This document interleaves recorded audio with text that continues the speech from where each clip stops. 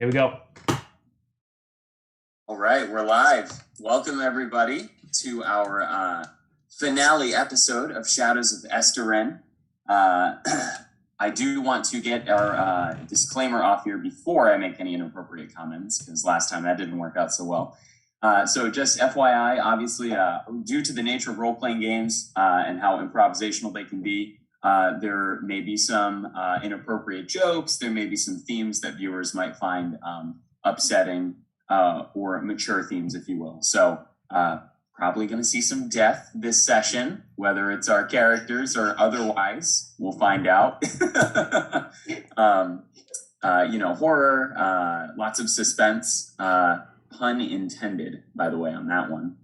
I think that's pretty much it. So we will go ahead and do a recap, I guess. Do you want to recap briefly before we go ahead and get into the session? Probably also re-intro the characters too. Yeah, we can re-intro the characters. I'll let each of you guys go ahead and reintroduce the characters here. I guess I'll start really quick. My name is Troy. I am the game leader for this session, so I do not have a character. However, our crew did come across Duncan MacLeod, who is one of the NPCs that went missing on this adventure. I almost made his name Duncan McLatte. That would have been funny as shit, but did not do that. In hindsight, maybe should have. Famed explorer Duncan Culata. Duncan Culata. No, they were out of stock on that. The machine was broken. And a little too real, buddy. Yeah. We are not being sponsored by any professional beverage companies. No! Sarah, no! Is Sarah frozen? No. No. We're talking about Duncan MacLeod being frozen and being called Culata. No. Solid. I did Solid. nothing. Absolutely. And actually, yeah, that's perfect. So why don't we go ahead and get things started off? We'll start with the old fogey and then go to the younger players. So, Thanks, Troy. I appreciate that so very fucking much. So I'm Christian. I'm the old fogey. And I'm also, I'm the adult of the group. I'm also playing the old fogey, Dragomir Vladislav, who is parent to the asshole above me and the asshole below me on the screen here, Ifa and Yao. They're my adopted children. They were camp kids. I'm a mercenary. I'm just here to protect Theo and make sure that everybody gets back alive. That's a fucking tough job. Good. All right. He's very tough. This is why I drink. What's next is Rainy. Rainy, you're let's go. Yeah, so I am Rainy. I am playing the character Javed, just known as Jow. Kind of a street thief, street rat kid. Orphaned early with his twin sister Eva, and has since been raised by Dragomir. But never really learned the whole mercenary thing. Was like, swords are whatever. I prefer just picking pockets and stealing stuff to sell for the rest of my life, which makes me very valuable on a wilderness excursion. But I got my boy Farragus, my dog, and we'll see if I make it out. Probably not. Love the confidence. Who's up next? I guess I can go next. I am Charlie. My real name is Jessica, but I'm playing Charlie. She is a runaway noble. She's basically a Vargle, so she is a guide for this expedition and leading with them no here. wilderness skills, Jess, none at all. No, that's not true. I have travel and natural environment. That's true. I'm sorry. I've No got combat skills. wilderness skills. Yeah, I've got no combat skills. I can't climb a tree. Or run away. But I know where I'm going at least. And Yes. I am just leading this group to here. Yes. Perfect. I'm playing Inceptor Theo.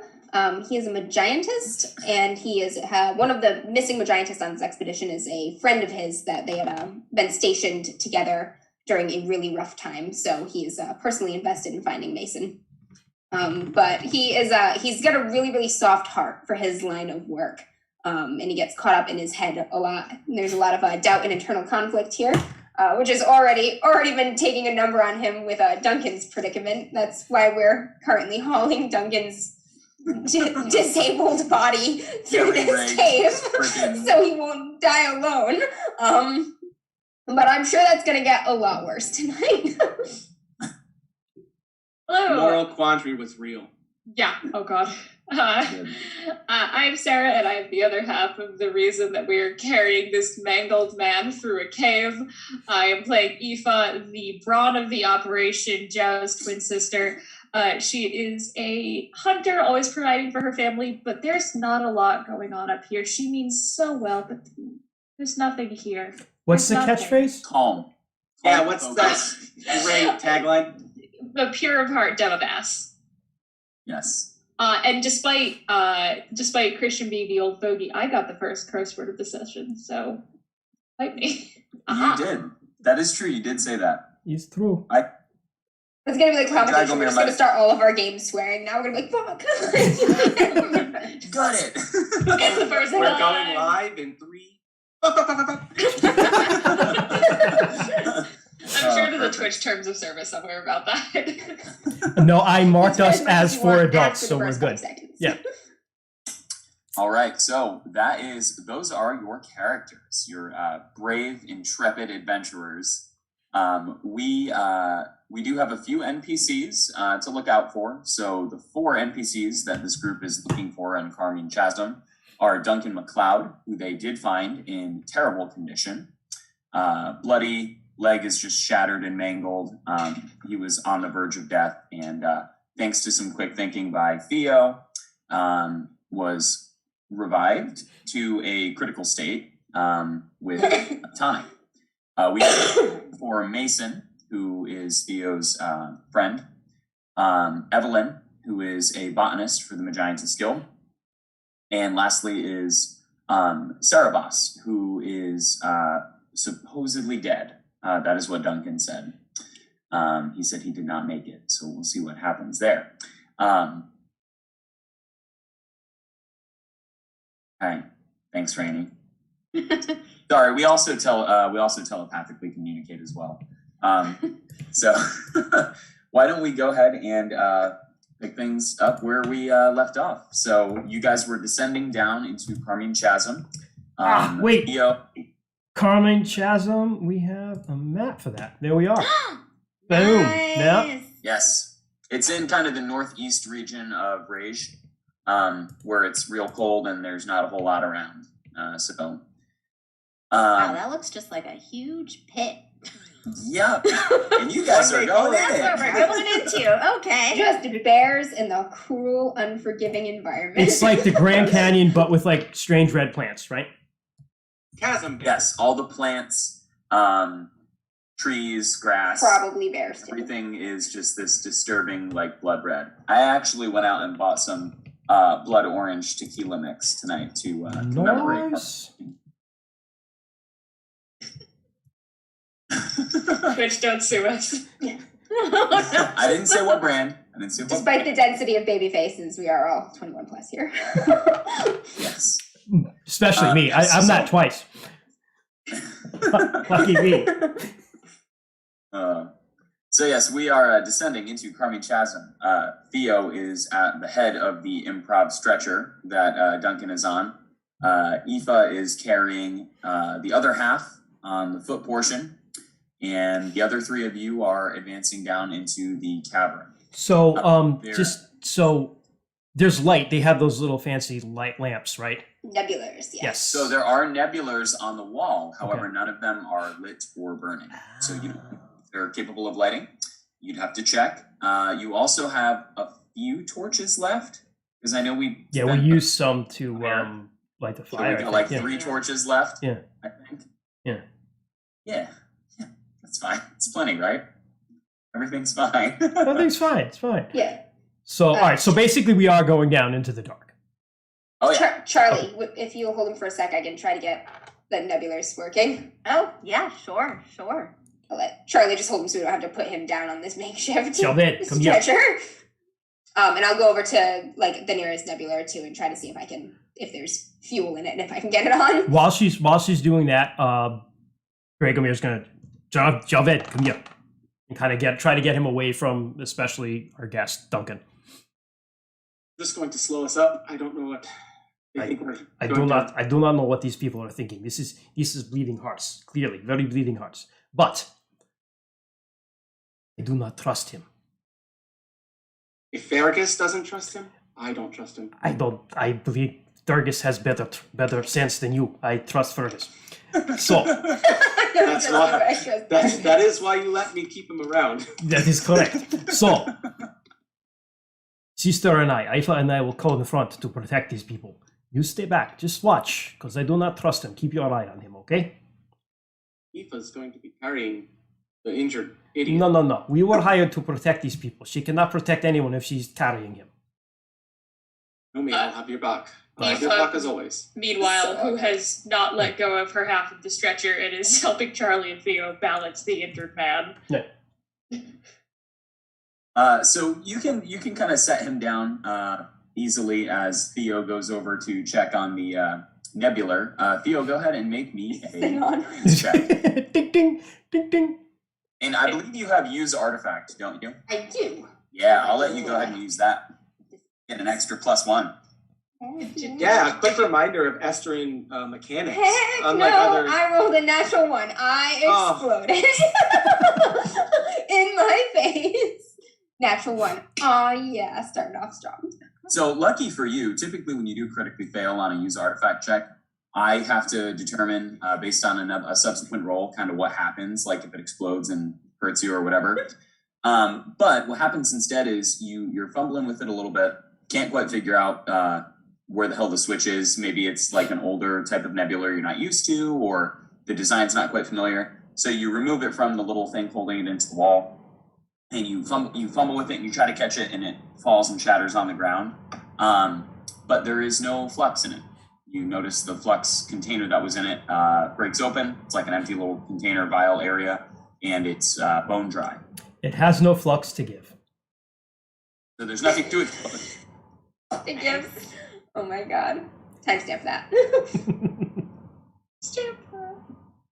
What did you say, Christian? I said it has no flux to give. It's all out of flux. It's all out of flux. It's all out of flux, man. Okay, I'll check one more, but I suspect they're all going to be this way because they were probably on and they burned out when nobody came up to shut them off.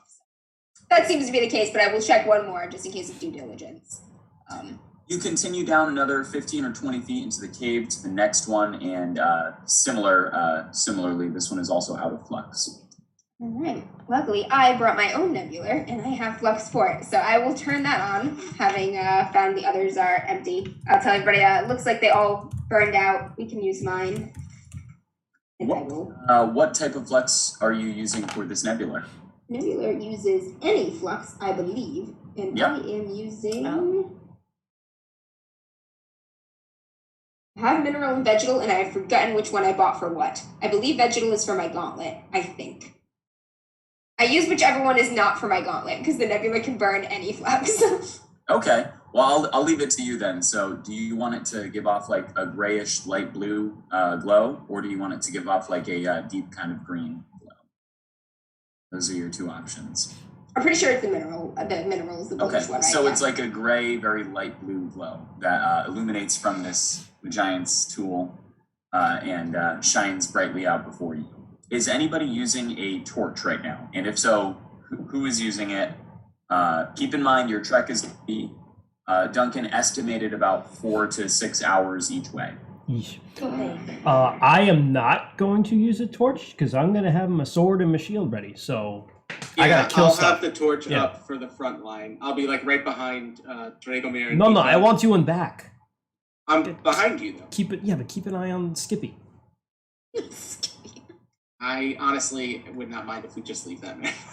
Me neither. But We're not leaving the like man I behind. said last episode, if we run into something, we only have to run faster than him. It's true.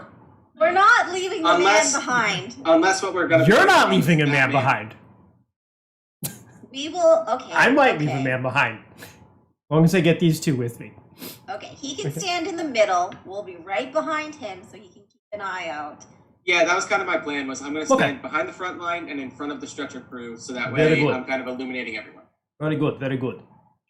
Who has the highest empathy in this group? Not me. Actually, you know something? Mine is actually a 3. So I'm actually It's Charlie. Charlie, you have a Yeah, 5. I have 5. Go ahead and make me a mental resistance check. While Jess is rolling this, Go ahead. I just want to remind everybody the mechanics of Esteren, because this is a game that you may not have heard of, you may be experiencing for the first time. Tone-wise, it's this beautiful Celtic horror game that's amazing. Mechanics-wise, it revolves around the use of a D10, and you roll a D10 and add certain modifiers based on, instead of ability scores that you normally have, you have things called ways, which represent your character's combativeness, creativity, empathy, reason, and conviction. And pluses and minuses and things like that. But just wanted to throw that out there for the game nerds like me. All right, I got an 11. I rolled a 3, and my mental resistance is 8. So I got an 11. Okay. So everybody else is kind of discussing their position in the line. Theo's working on getting his nebular set up, probably putting like a flux cartridge in there. Yes. One of you guys is getting one of the 3 torches you have remaining going. And as all of this is happening and there's kind of commotion and stuff going on around you, you guys find yourselves probably 40, 50 feet into the mouth of the cave. And you don't know what it is. Maybe it's a whisper on the wind or something like that, but it cuts through the commotion and you're able to hear it very, very concisely. And it says, keep going. You'll get there soon. You're not entirely sure where the sound came from, but you're the only one that hears that. I'm going to keep that to myself. Quick reminder, do I have Fergus? Oh yeah, because we took the guy, so he's with us. Yeah, where's Fergus, by the way? Right on my side.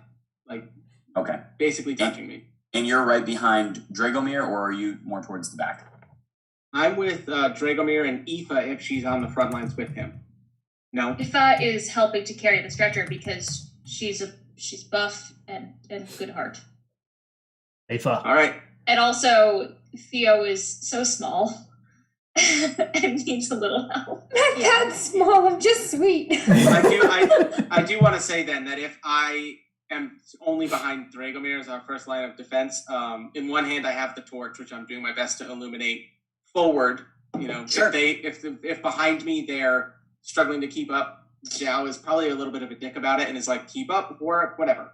And in my other hand I have my Francisca, which is like this old style like hand axe kind of. Yeah. Yep. Sounds good. I'm so glad that both of the twins have Franciscas.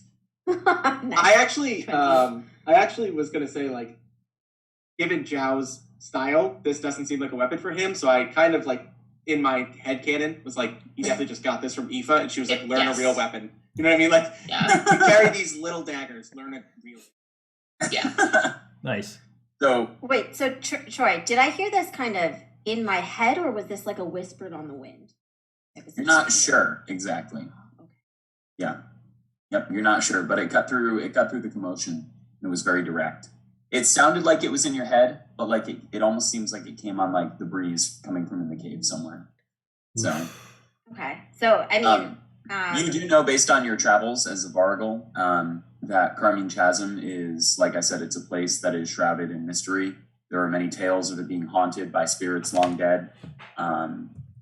There are tales of ghastly things and the unknown and people that enter there and never return. So there's lots of shit going on there.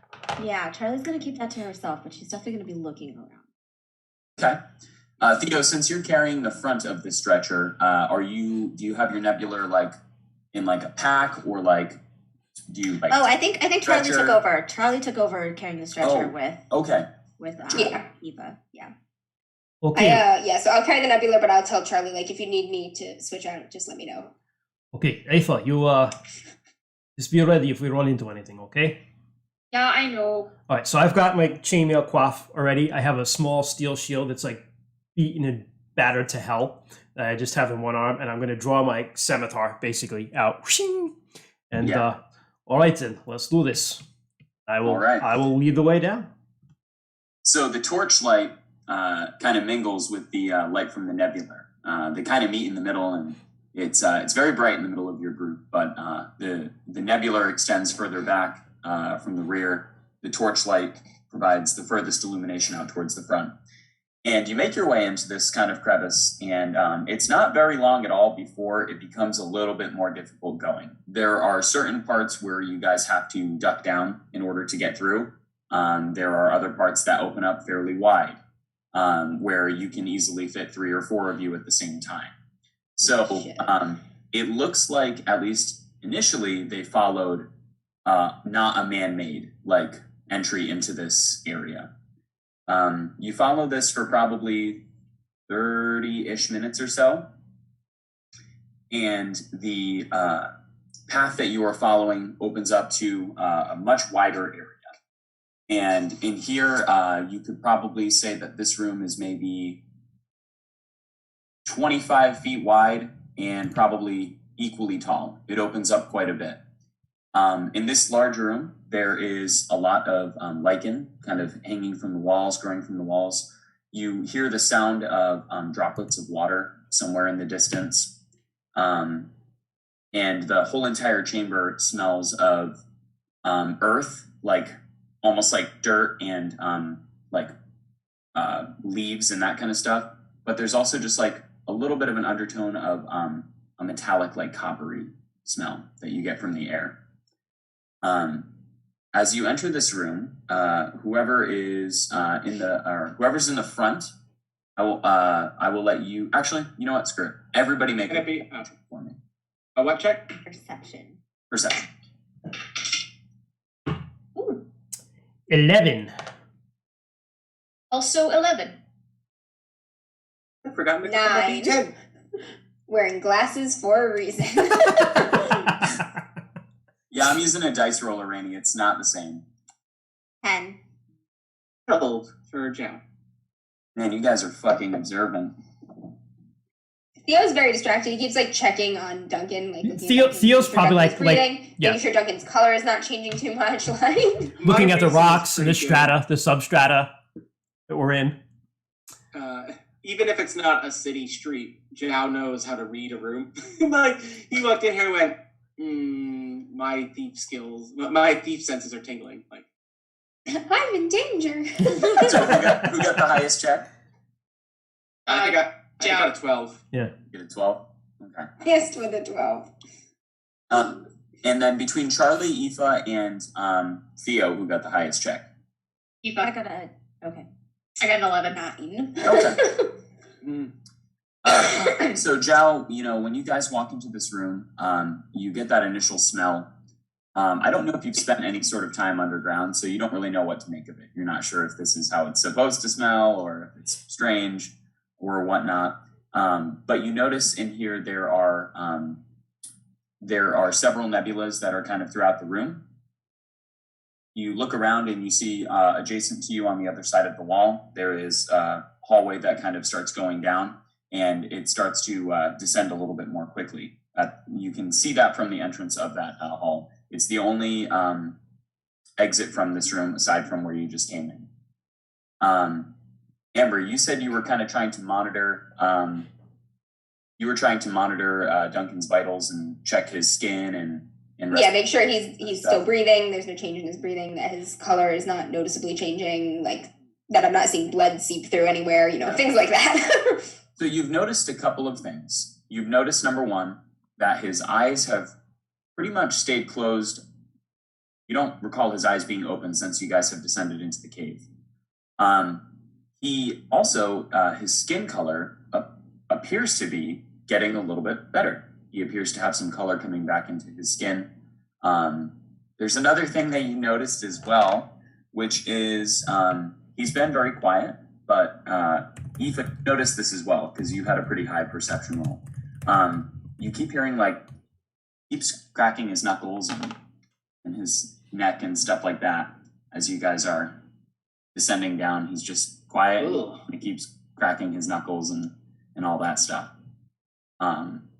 Quick reminder, I know I'm going back a little bit here. Nebulars are like light bulbs, right? They're like mine shaft lights. Yeah. Lantern. They're electric lanterns, basically. Okay, yeah. Just wanted to make sure. Yeah. I want to say, I'm trying to remember off the top of my head how long a nebula or a torch will stay lit for. The nebula is 6 or 12 hours. It is one of those two with one canister of flux. Okay, we'll say 6. Do you have multiple canisters of flux? I do. Okay, the torch probably won't burn that long. I would say a torch would probably last Hour or two. Yeah. 2 hours. Yeah, 2 hours probably. So your torch is still burning. It's also the air is getting a little bit more damp. As I mentioned before, you hear water and stuff trickling from the walls and that kind of stuff. Torches last 2 hours. 2 hours. Okay, that's what I thought. I wasn't 100% sure, but yeah. The next time Duncan cracks his neck or his knuckles, Theo's gonna like check on him and be like, "How you holding up? Are you alright? Comfortable? Feel any different? Or as comfortable as you can be? Are you experiencing more discomfort?" On a scale of 1 to 10, how would you rate your pain? Yeah. Before you have the opportunity to ask him that question, he opens his eyes a little bit and he says, "This is the last room where you'll find any nebulars. It goes down quite a bit further, and we didn't have the opportunity to place more holds." I'll ask him. How are you feeling?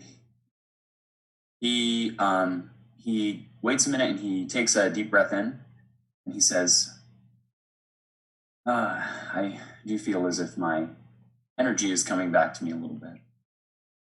I feel Okay. That's good. That's good. warmth again." And the way that he says the word warmth, he kind of hangs on the word just a little bit. And you're not sure what to make of it. It just seems a little weird. We should kill this man right So now. Seems a perhaps little we weird, can- but I do tell myself that he is broken almost everywhere, so everybody in that state is a little weird. So I'm not gonna think too much on that. Sure. Actually, I will put my hand over his forehead to see if he feels like he's feverish or burning up, though. His skin is cool to the touch. Troy, mechanical question. Yes. What would be closer to trying to insight check someone, perception or relation? Relation. Can I would say it depends, actually. So it depends on kind of what you're trying to notice about them, right? I feel like relation would be more noticing like subtleties in the tone of their voice. That's or, what she's looking at, yeah. Your Things brother's that- really Nebula good at burns 12 that, hours just so on you the know. charge. Your brother's pretty good Hold at on. relation.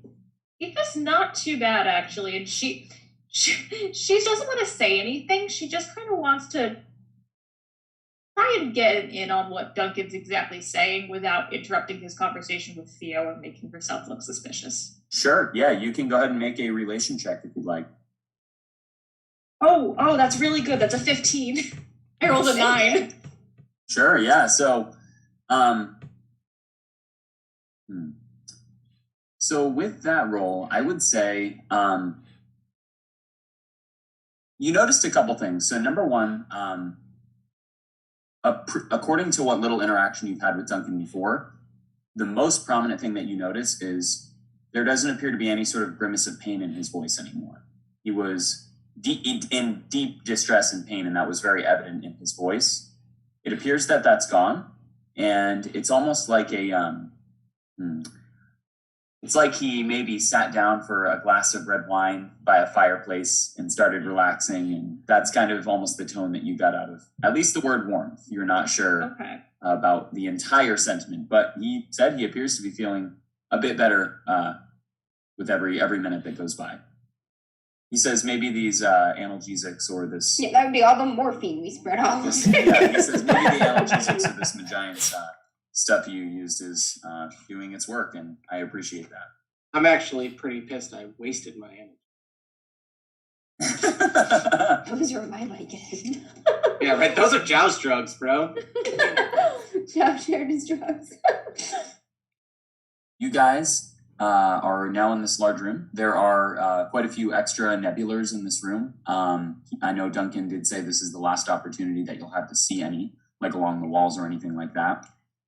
He says, I'll grab another one of those just in case one gets broken and shit happens. I will just stand guard while that's happening and just kind of look around the room because I smell copper. So, I mean, that's also could be blood. So I'm just going to take a look around and see, Very well. So as the mercenary of the group, someone who's used to bloodshed and that kind of thing, you go walking around, looking for the scent of blood or anything like that. And you don't have to go too far before you notice that there's a patch of the ground that appears to have been disturbed. It's actually like a line in the moss, and there's definitely some blood there. It's a combination of probably blood and then also the residue of the plants being broken, like a grass stain. And it looks like somebody was crawling in a straight line, back the way you came. Back the way I came. Oh, okay. Back out. Okay.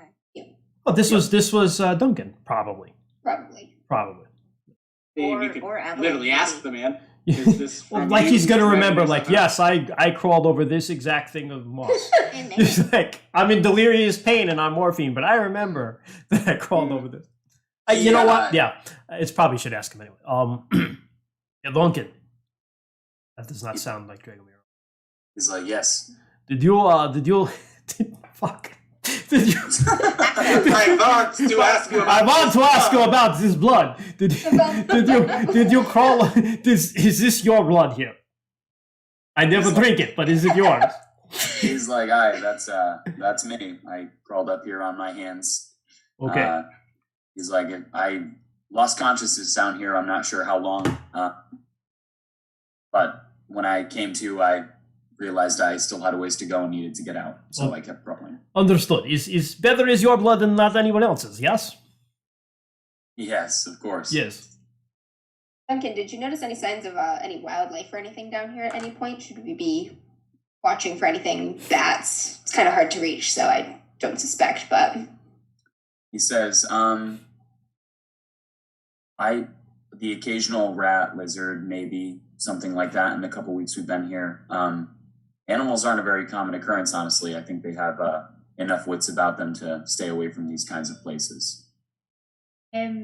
Anything alive that's not just a normal animal that we should be aware of? He looks at you and he opens up his eyes. God damn it, Sarah. Testing fate. He looks at you when you say that, and he opens his eyes, and in the pale gray glow of the nebula near him, you see that his eyes are very bloodshot. Like the whites of his eyes, you can see the veins, the bloodshot veins in his eyes. And he looks at you and he says, well, hopefully the rest of our expedition, minus Cerebos. I might have saved them crawling all this way. Never would have found this cave if we didn't find you first. Perhaps. I'd like to take, while they're all talking to Duncan, because Zhao is not Still pissed. Yeah, honestly, once you've lost Zhao's trust, just as a street rat kid, I'm not wasting my time with you again. Get out of here. So I would probably hand my torch off to someone and very quietly try and just walk down to the edge of the light down that steeper slope and just listen in. Just listen to see if any sounds other than the dripping of water and whatnot, or any strange signs. Perfect. Make me a mental resistance check. Oh. No! I saw Troy smile a little bit, and I was He's like, oh yeah. no. Come Oh, closer. no. Come And I closer. get scolded for asking All the right. question. You're poking it. Listen, girl's gotta ask. Right down the middle. I rolled a 5. I got an 11. So you are listening in on the wind for a moment, and you feel that kind of updraft coming from deep within the cave, and it's kind of warm air, and it brings that moisture and that humidity. And you catch something. Again, you're not sure if it's maybe a whisper on the wind or if it's something in your head. You're not exactly sure what's happening, but it says, the trail's cold, but there's still time. Keep going.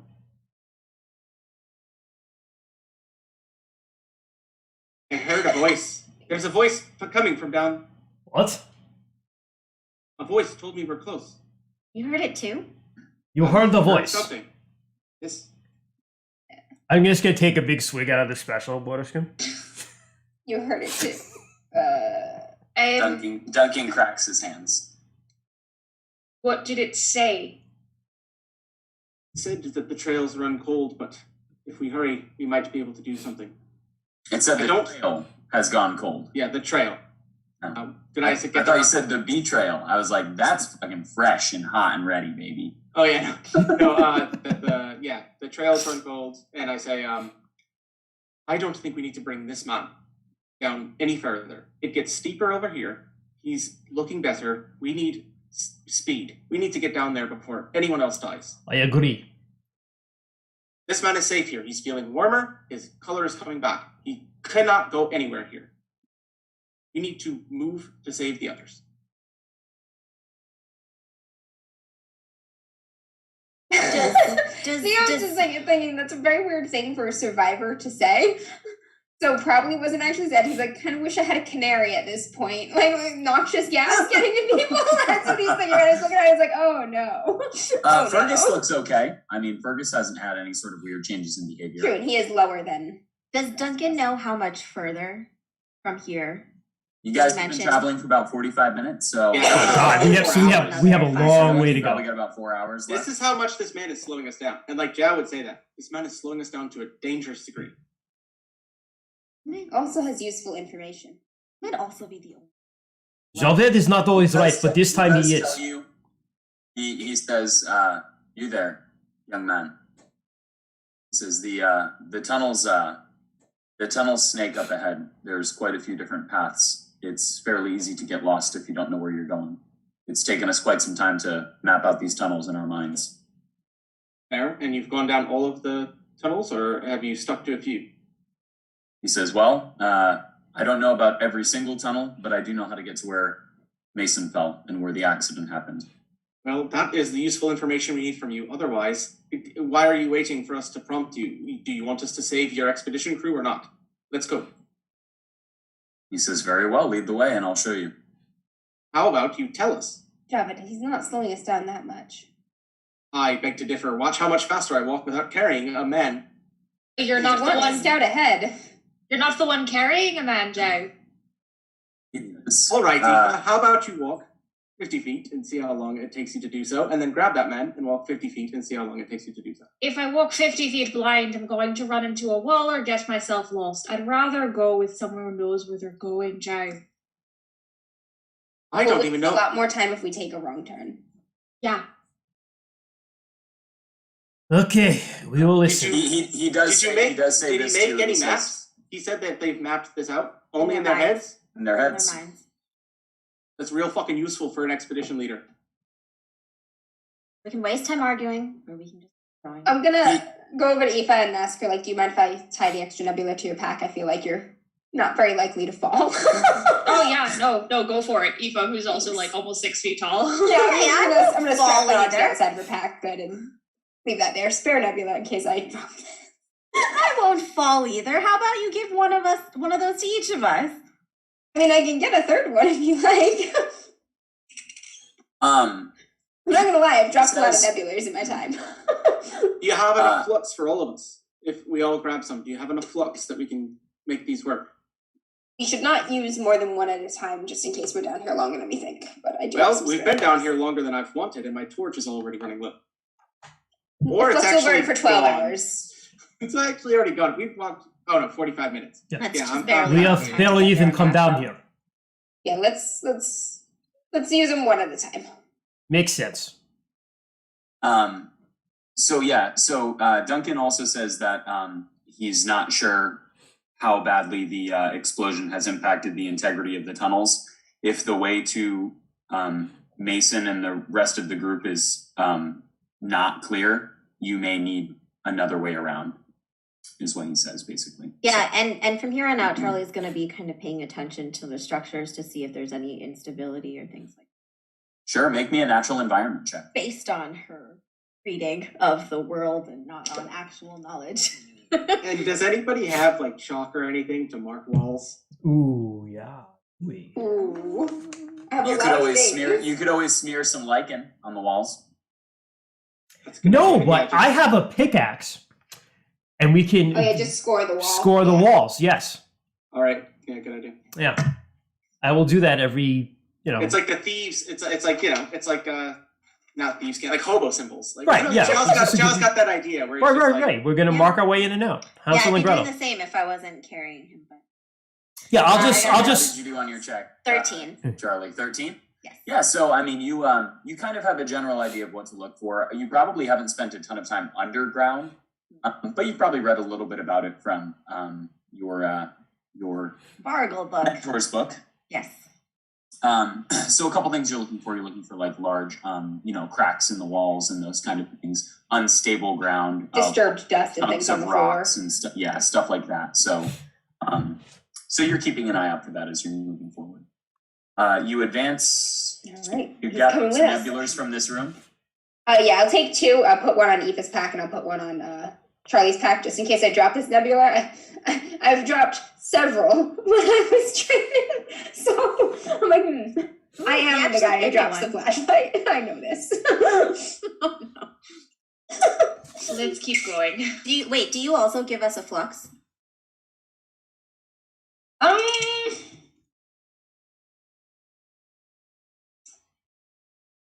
Oh God, I will give one of you one flux. I'm not sure which one. Give it to Charlie. We can save this one for if we need to light it later. And Do either of you know anything about flux or magians? not Or a what? feckin' clue. Nope. It's really cool, but I got nothing. I see what you do, and I just do that. I have Okay, a history Charlie. of flux. I have a history of flux. I will put this in the pack. I'm gonna open your pack and I'm gonna kind of insulate it in some clothes that I'm like this is processed, but flux, even processed flux, is volatile. Like if this shatters, if there's a spark, if you get hit by anything hot, like it could catch fire. Think of like lantern oil, but like more. So be careful with this. Careful. Got it. Yeah, if you're trying to put it in something and it's not going, like do not force it. When Joe says he has a history with Dick flux, Joe. he just gives a look like. Big If smile. it doesn't go in, don't force it. Just give it the old courtesy spit first. Oh, jeez. Why? Mark that one down.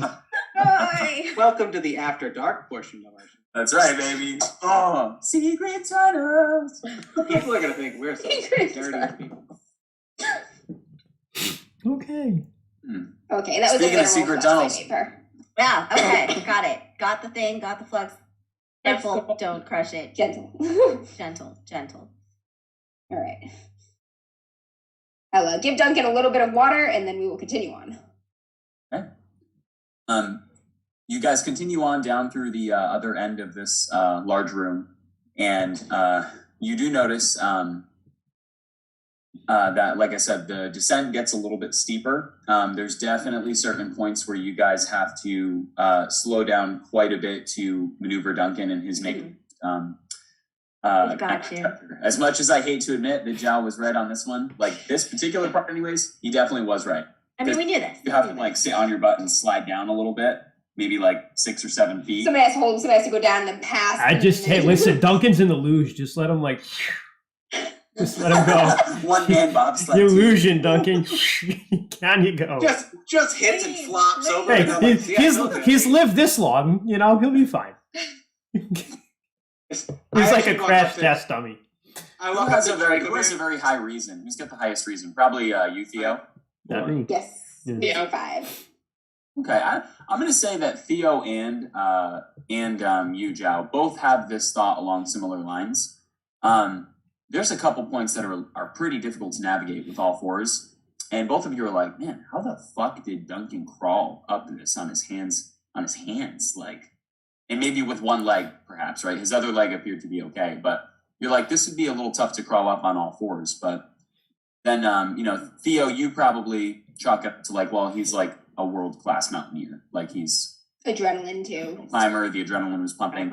Zhao, this just further adds to your skepticism and distrust of Duncan. I will can I- ask Duncan if he remembers falling while trying to get out at any point. Did you maybe injure yourself more trying to navigate? He looks at you and he says, And I'll keep an eye out for blood too at the difficult areas. To That's see if what I was maybe, gonna say, maybe he was was like, in better shape and he is- fell and like busted himself up more a couple times. I wanted to ask if there was a blood trail like there was in the room above. you don't see any blood trails anywhere over here at the moment. Duncan kind of looks at you and he says, I don't quite remember. It was all kind of a blur. That's all right. I just kept going up. How are your hands? You keep cracking your knuckles. Do you feel any pressure in your joints? He looks at you and he's like, he looks at his hands for a minute and he kind of like moves his fingers and he's like, they're fine. They're sore. I mean, big deal. My leg's busted, so I have bigger problems. Right. But when that lack of blood trail thought hits Zhao, I think I want to talk to Dragomir. And just be like, this man said he dragged himself up this steep slope with a shot. Yeah, perhaps it's right after you like biff it and like fall on your ass, like your tailbone, just a little hard, and you're like, yeah, I'm not the most. Oh god. Yeah, like I'm not a physical person. I think like I took whatever they're called, the disadvantages. I'm not a physical person, but I also don't have a broken leg. Exactly. Like I'd have a hard time getting up this. So like I'm looking at Dragomir just going like, this is some bullshit. It's not this. Yes, I have seen the wounded men do many things, but this is man with leg hurt like that. Never. Charlie's just over here like, you're a hero. This is going to end badly. Unless we end it first. I would not be adverse to that. But you have these two. 3 hours into the expedition, we must kill one of our own. Are we legitimately? Yeah, like I. Okay. I am just saying. We might have to step up and make the decision because these other ones won't. You guys continue further down into the tunnels, and you come to kind of a split where there are 3 different tunnels to go down. Duncan kind of opens his eyes when you guys stop, and he looks around where he is, and he kind of like looks around in the dim light, and he goes, it's this tunnel over here, furthest to the left. That'll lead us straight away. Okay.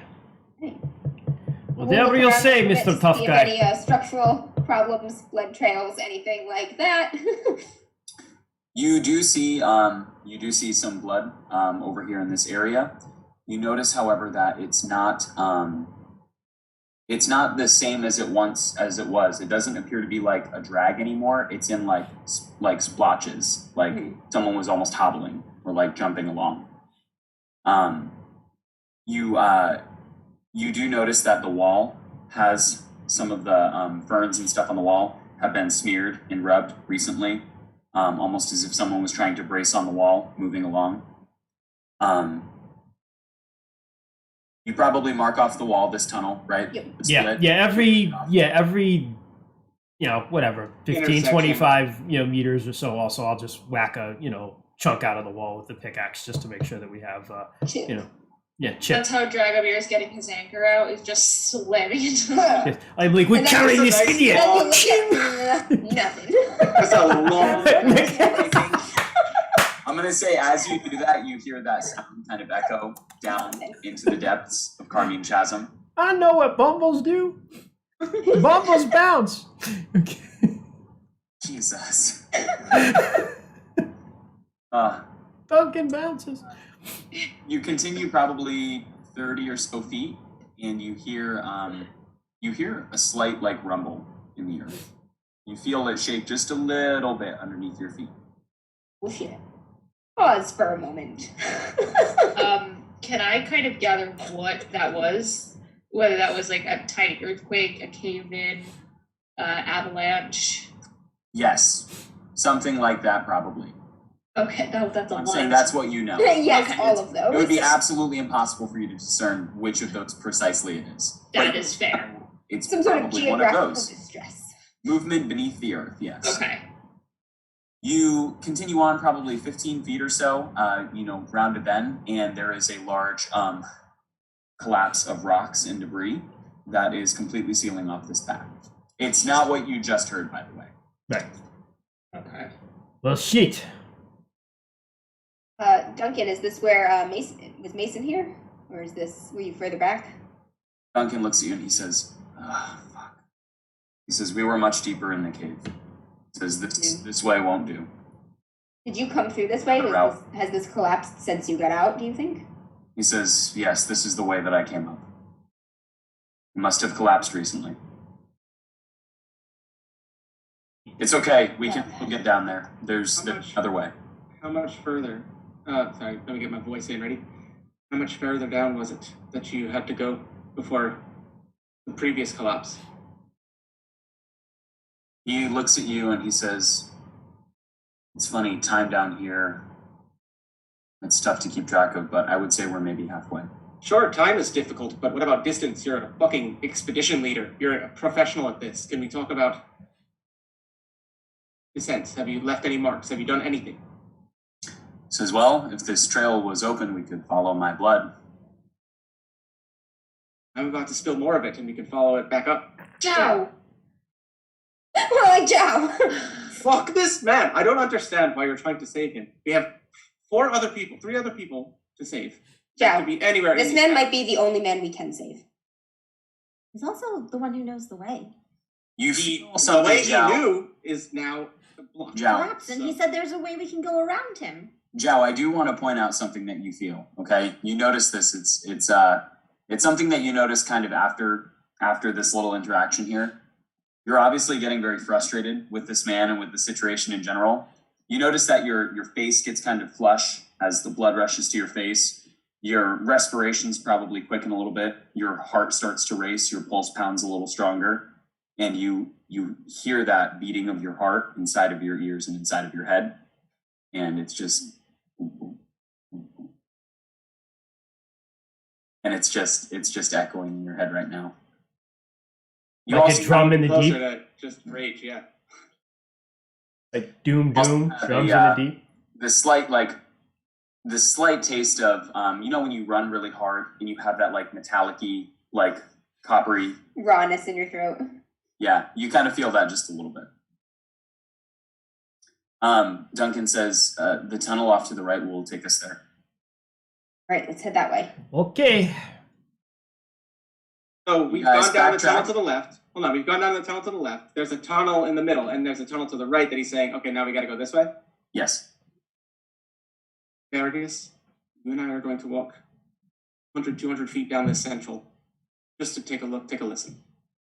Don't worry, we'll catch up with you slow people carrying the fucking expedition leader. Really going to go off alone? It's not much different. What's down here that... Come on. He's got Fergus, he's not alone. A lot could be down here, Jay. There's a cave in and you get separated from stuff. Fergus can dig well, not through bloody rock. I'm sorry, I'm just not sure I trust this man much anymore. Why don't you wait here? 2 of you wait here, or 3 of you wait here with Duncan. I go with Joe and Fergus. We go down 200 meters, we see what happens, we come back. Right. Not too far. Just want to feel out our options here. His mental map, we're trusting it in a sense that he doesn't remember a lot of things on his travel back to the center, back to the surface, but we trust his mental map right now. Because he took multiple trips back and forth through here. His trip back, he was semi-conscious through some of it. He had a lot of trauma. He said they came in and out multiple times. And yet none of his blood is on the way back. Well, he wasn't bleeding the first couple times he went in and out. The last time he was bleeding quite heavily from a shattered leg. Dal's right. We're going to be slow anyways. It doesn't hurt to continue on and they can catch up. Okay. Aifa, so be careful. Party. I'm always careful. I know, just be more careful. Yeah. So Zhao probably laughs loud enough at that to echo. Like, he probably laughs loud enough at that to echo. It echoes throughout the cave, and something that you notice is, the echo. Sometimes echoes can get kind of distorted and stuff like that. And you laugh, and it kind of laughs and echoes throughout the cave. And like as it starts to fade, you swear to God, like the voice changes in the laugh. Jesus Christ. That's something that only Jow picks up on. Split the party. I shiver, but I'm not. I'd rather trek down this path that he told us not to go down, just because I am a petulant little bitch. And I'm just like, I have to watch my idiot child and make sure he doesn't die alone under a mountain. Right. I'll take the opportunity to just check Duncan's vitals again, check on his injuries, check on his bandages, see if they need to be rechanged. I mean, the rest of us are still moving, but you can do that while Aoife and I are. Oh no, I thought you guys were gonna wait in like the chamber where the. I thought we were still moving because we're super slow. That's what I said, but Dragomir probably knows better than I. Dragomir and Jow wander off down the middle cave. Do you guys continue moving, or do you wait here? That is up to you three. I'd like to check on Duncan again more thoroughly anyway, so I'll say, like, if you don't mind, I'd like to check his bandages and everything. No, go for it. Okay, I'm gonna do a more thorough check. I'll, like, unwrap him, unstrap him, like, check the bandages, see if he's bled through anywhere, things like that. Make sure we're not getting any indications of, like, severe clotting and stuff that might be a real problem, stuff like that. So you lay him down in this central room here, and as you're kind of dressing him or checking his wounds and his bandages and stuff like that, he starts to grind his teeth. That hurt? He's like, what? Oh, no.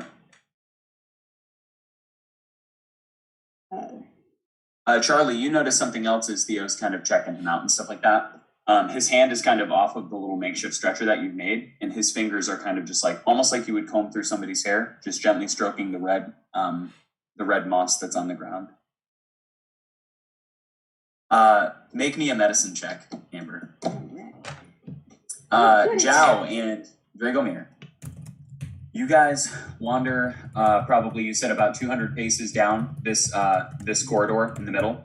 Probably even a little further, but yeah, like we were saying, like 200, 100 meters. I would say, like, not so deep that if someone shouts, we can still hear them if we need to. Right? Yeah, not out of earshot, right? Okay, I'm going to say this. You make it about 150 feet, roughly. You're counting your paces down this tunnel, and there is a split. There are 2 additional tunnels that continue. Fucking guy.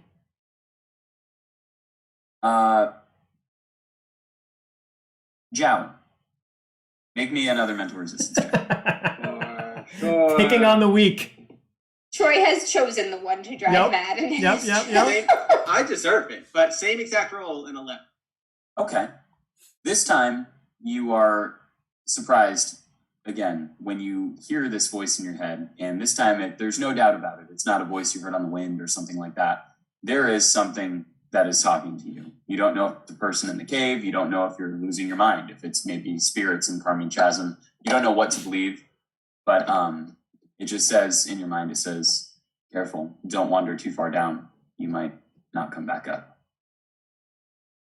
Once again, Josh shivers. And you can take a trauma point for this. Oh, okay. Yep. 1. Yeah. I'm almost full on symptom now. Oh yeah. Here goes though. So yeah, I shiver. I grab my head and shake it for a second, and I look over at Dragomir. What? And this is probably the closest that Dragomir and I have been on a lot of things here. It's typically him and Aoife, and I look at him and I say, "The spirits here, they're communicating." What? Charlie heard it. I've heard things twice now. Ugh. Careful. And I close my eyes and I'm trying to remember word for word what they said, and I just try and repeat it to Dragomir, and I say careful, don't wander too far. Down, you may not come back. Oh, fuck me. Okay. Fuck me. I look at Dragomir again and I say, reminds me of some temple shit I don't understand. Right. Demorthin, I don't know. No, you just, when the spirits talk, we listen. We don't. If this branches to the right, and he wanted us to go to the right, could they potentially meet up? They could, but they could go on for miles too. I hate to say it because I do not trust him, but I think that we have to listen to him. Because we are fucked and lost under a mountain right now. do not like this man. Neither do I. All right. All right. He should have been dead on that mountain, and he's not. If for nothing else, we go back for Aoife. Right. All right. Bless your sister. Fergus licks your hand. Fergus notices there's some tension here, and he kind of walks up beside you, and he's been sniffing the ground and stuff, and he licks your hand and wags his tail happily. Yeah, I was actually going to bring up Fergus again and say, boy, do you smell anything down either of these paths? I know you don't like the man back there, but... No, you lead him towards the entrance of the cave, and he's complacent. He doesn't respond in any way. So. Okay. How has Fergus been around him as we've been kind of coming down here? Fergus has not been around him as we've been down here. Bless you. Yeah, Fergus has been keeping to me, and I've been keeping away from Duncan as well. Okay. Mm-hmm. Amber, what did you get on your medicine roll? 16. Okay, cool. So you start dressing his bandages and stuff like that. I'm going to say you notice two things. So number one, you notice that the blood has basically clotted. It was mostly clotted anyways, even when he was outside. But you notice a couple things. You notice the pallor, his skin condition has improved quite a bit. Mhm. You do one of these things where you take like an extremity, maybe a hand or something like that, and you pick his finger and you look for capillary refill. Yep. And his capillary refill has improved pretty substantially. Not necessarily a humongous indication because he was in really freezing cold weather, like not moving. So his capillary refill is going to improve tremendously anyways, just being underground in the warmth. But you notice that. You also notice as you're dressing him and stuff like that, you see a new injury that you didn't spot the first time. And it's an injury that is right below his rib cage. And it looks like a sharp, clean, deep puncture. Does that look like a knife or a pickaxe to me?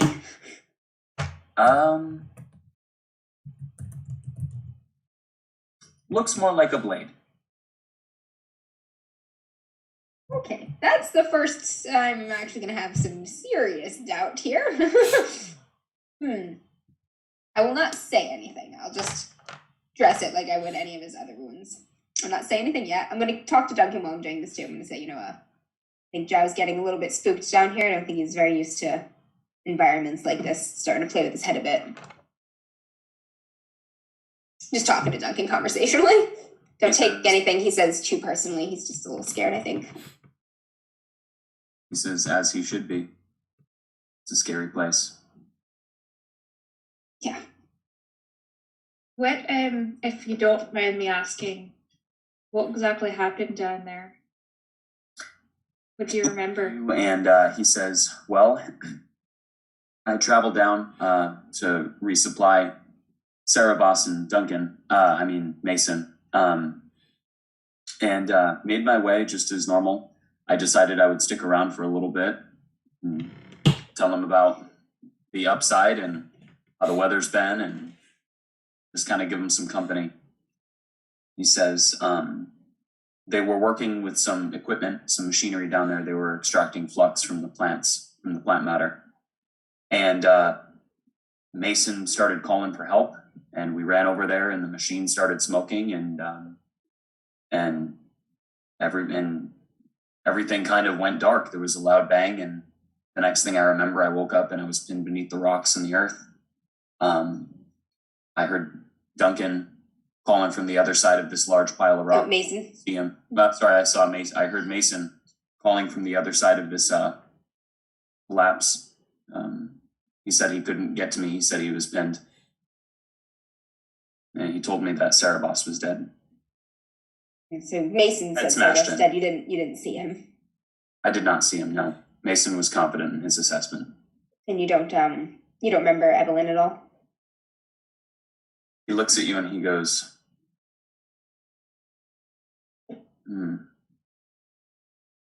He says, actually, I do remember Evelyn. He said, we were down there for quite some time, and I remember hearing a voice. It must have been Evelyn. There was no one else here. Mason was calling out for help. I was kind of in and out of consciousness. I don't remember seeing her, but Mason said that she came this way and that she said she would be back to try to get help. What did the voice you heard say? She was calling out to us. Evelyn? I believe so. It must have been her. I remember hearing fear in her voice. Did it seem like maybe the explosion happened, you were trapped out here, and she came in after you? Yes, And discovered that's you what all? happened. I Yeah. came down separate. Evelyn didn't venture in here very often. She didn't like being underground. Did not find her dead outside. No, we found blood that looked like somebody went over the cliff, but there was no body. Oh yeah, I was just trying to clarify and remember. Even if we do get there and we do find people who are still alive on the other side, are we going to be able to get them? Duncan looks at you and he... We won't know until we see the damage.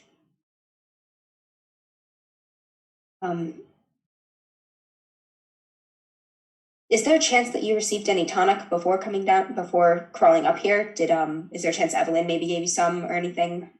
You know? He looks at you and he says, I'm not sure. I don't remember ever seeing her. So if she did make contact with us, I must have been unconscious. All right. Did your expedition have tonic with them? I'm sure they did. The Giants folk usually carry that kind of stuff. Mason said he used to work at some sort of care facility. He didn't give me too many details. Yeah, he did. All right, you look pretty good. I think you're doing a bit better. At this point, Zhao and Dragomir, are you guys headed back to? Yeah, I would say it's fair enough to say that we arrived back at that point. Yeah. Says fork in the road. On the central one, yes, there's a path that leads left, a path that leads right. Well, at least my mind's still sharp. Some of it. And he kind of smiles at you when he says that. Almost like a bitch, I told you so kind of thing. You get pretty far on your mind. I am going to strap on my energy gauntlet. Oh yeah, let's get it.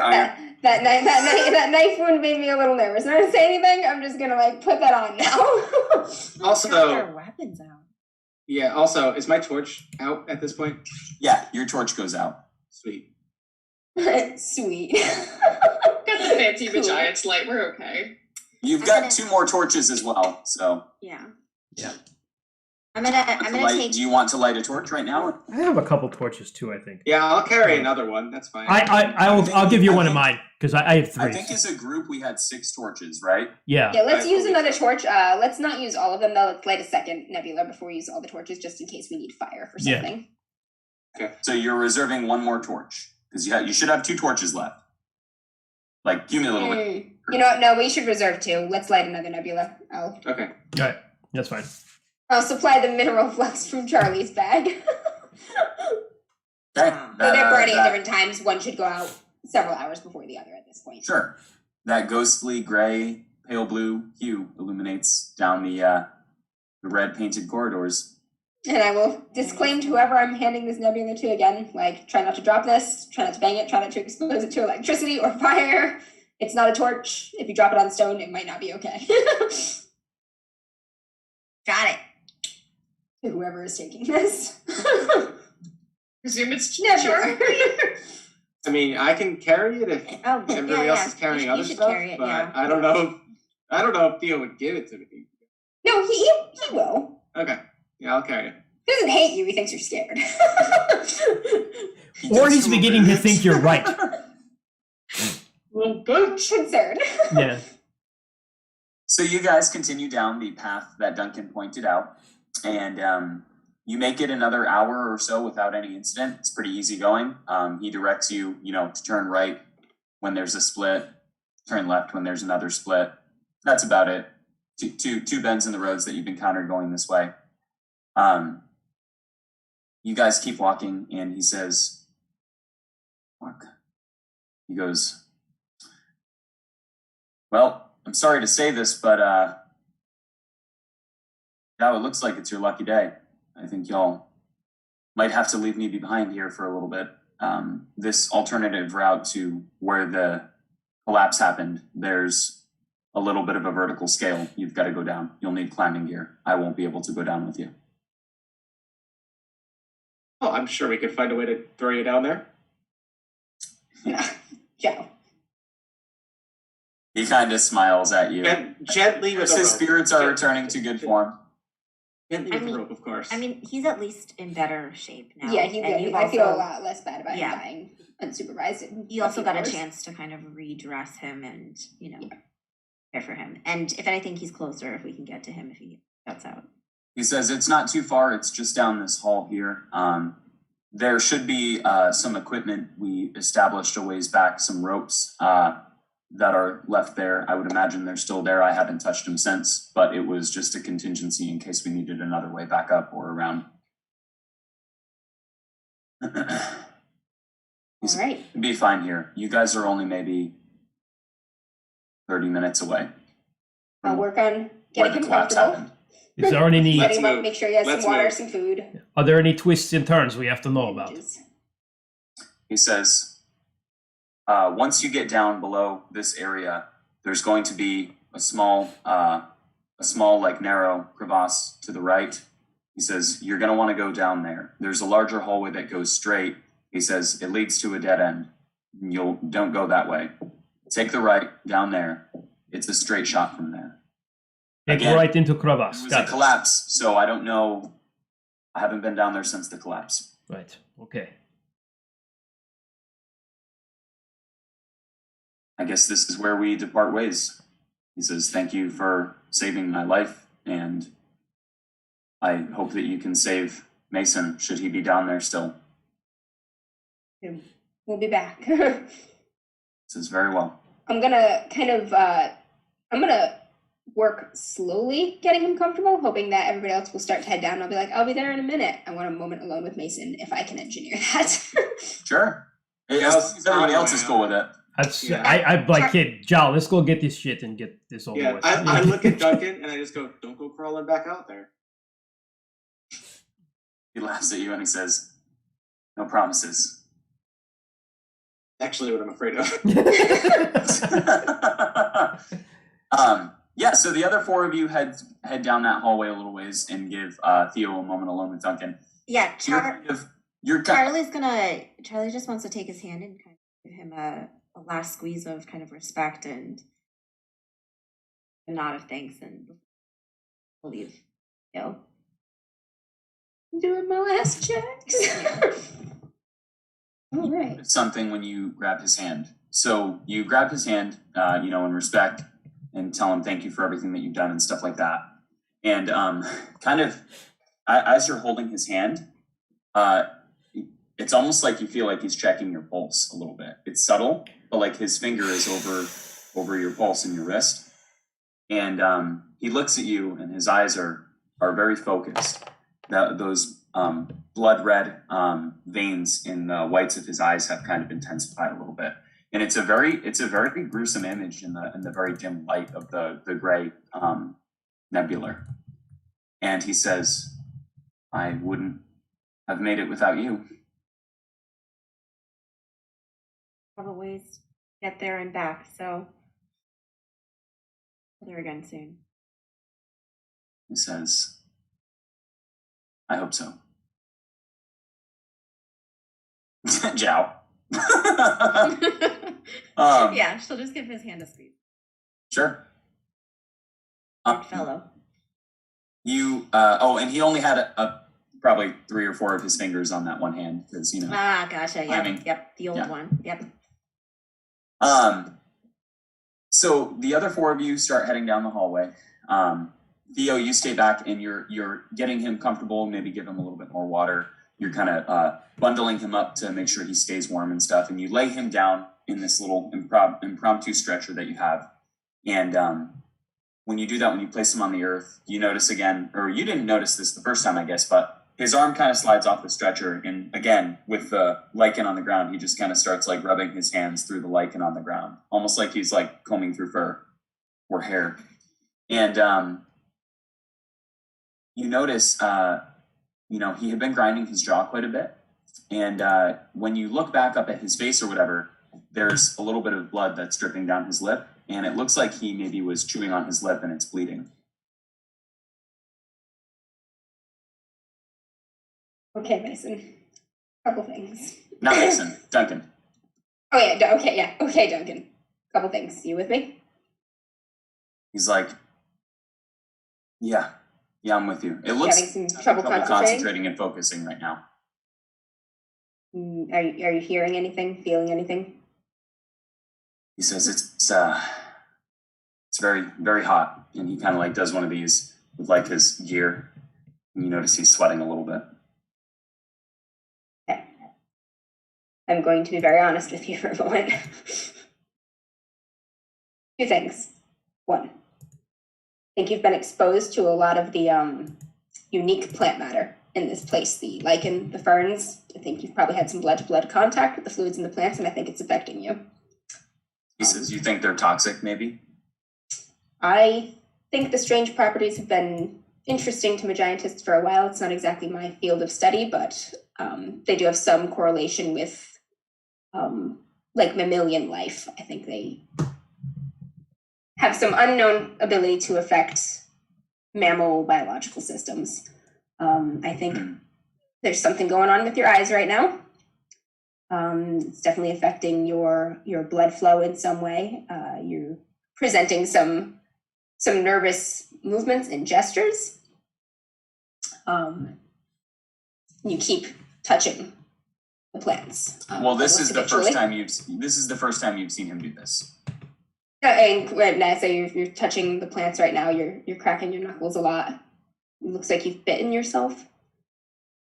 He kind of does one of these. He's like, oh, yes, I'm just anxious to be out of here. Is that what it feels like? Anxiety? Do you feel hungry? Do you feel anything else? You can feel his pulse. His pulse is very quick. He is sweating. There's more color to his skin. You would say this seems like a pretty typical response for somebody that's anxious. It's almost like a fight or flight reaction a little bit. There may be a chemical property to these plants. You may, while we are gone, want to eat them or put them on your wounds or something like that. Please don't do that. Even if you get the urge to do that, don't do that. Okay? You understand? He looks at you and he says, "You're the doctor." And he smiles a little bit, and a little bit of the blood from his lip is just staining his otherwise kind of white teeth. Okay, forewarned is forearmed, yes. And the other thing is, do you want to tell me how you were stabbed? He looks at you for a moment, kind of taken by surprise, and he says, "Give me 1 sec." He wasn't prepared for this. And then Duncan tries to kill me. Great job, Theo. He looks at you and he says, "Stabbed. I was never stabbed." Yes, you were. In the ribs. He kind of like looks like it was with a small torso blade. or whatever. He looks down at like his torso or whatever, and he's like, kind of like feels around, and he feels and he like winces a little bit when he touches one part of his torso, and he like peels back the cloth or whatever, and he goes, "That's interesting." And he's like, "Well, I can tell you I wasn't stabbed. Maybe it was some of the metal equipment that exploded. I got hit with shrapnel or something." Possible, but it looks an awful lot like a knife to me. If you were attacked while you were crawling, you would have been on your stomach.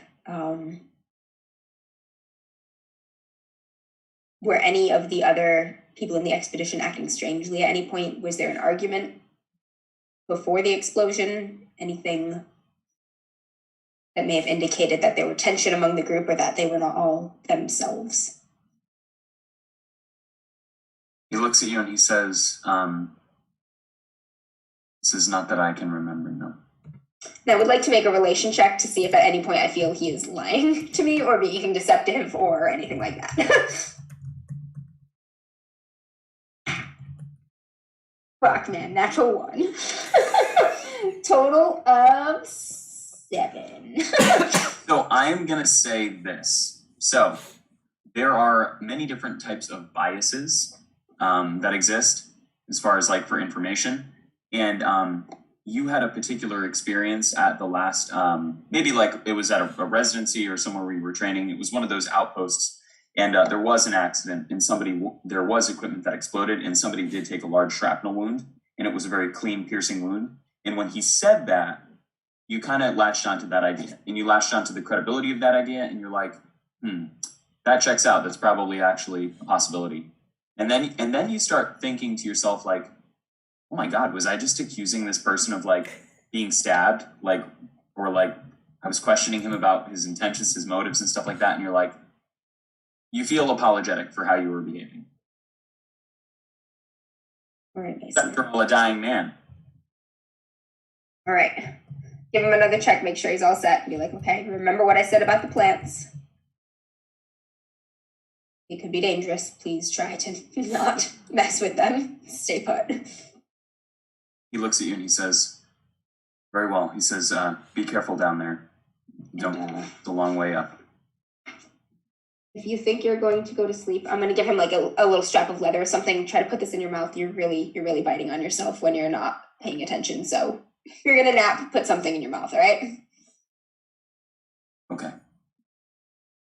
All right, we'll be back. Stay put. Thank you, Theo. You're welcome. You've done really good. I'll give him a pat on the shoulder, and I will head off. As you start to, Theo hands him a ball gag. Sorry, this is all I have. Oh, wait. Mark that timestamp down. Yeah, see, 122:34. I'm the starving grad student. As you are, walking down to catch up with the rest of the crew has had a moment to kind of look over everything.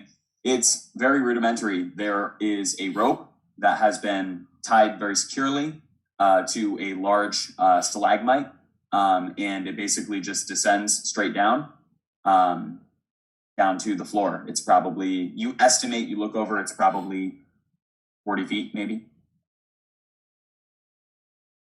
All right. We're good. We got Fergus across the way. How are we getting Fergus? Are we just gonna do a pulley system with the dog? Yeah, I will do terror seat again for him. Terror seat, the old terror seat. The old terror seat. Poor dog. You do have more rope too. I mean, Yeah, because we have rope of our own also. So Yeah, I have a ton of rope, so I could always just make a harness for him on like my back or something. yeah. make a craft check, bud. Or somebody make a craft check. Just mollify this dog to Zhao. Well, while he's doing that, Eva will kind of turn to Theo and just, doing all right? I'm gonna make sure Zhao's kind of busy with this because I don't want to further stoke Zhao's paranoia with any of this information. Yeah, just paying attention to Fergus right now. I will say, in low tones, trying to make sure that Zhao's not hearing too much here. His initial injuries, I'm not too concerned about right now, but I think he may have had some contact with the plants and they're affecting him a little bit. I'm a little bit concerned with that. In the background, you hear, Fergus, stop eating the lichen. Fucking dog. He's exhibiting some odd neurological symptoms that I don't really think are associated with his initial injuries. And we saw that he crawled through a lot of the lichen and moss, and I don't know what that could be doing to him. Think like a hallucinogenic or something? I know like some mushrooms can do that. It could be. There are also stranger things in this world too. So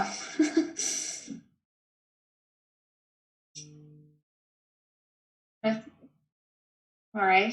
Sorry, I forgot I was muted. well, I got one moment, guys.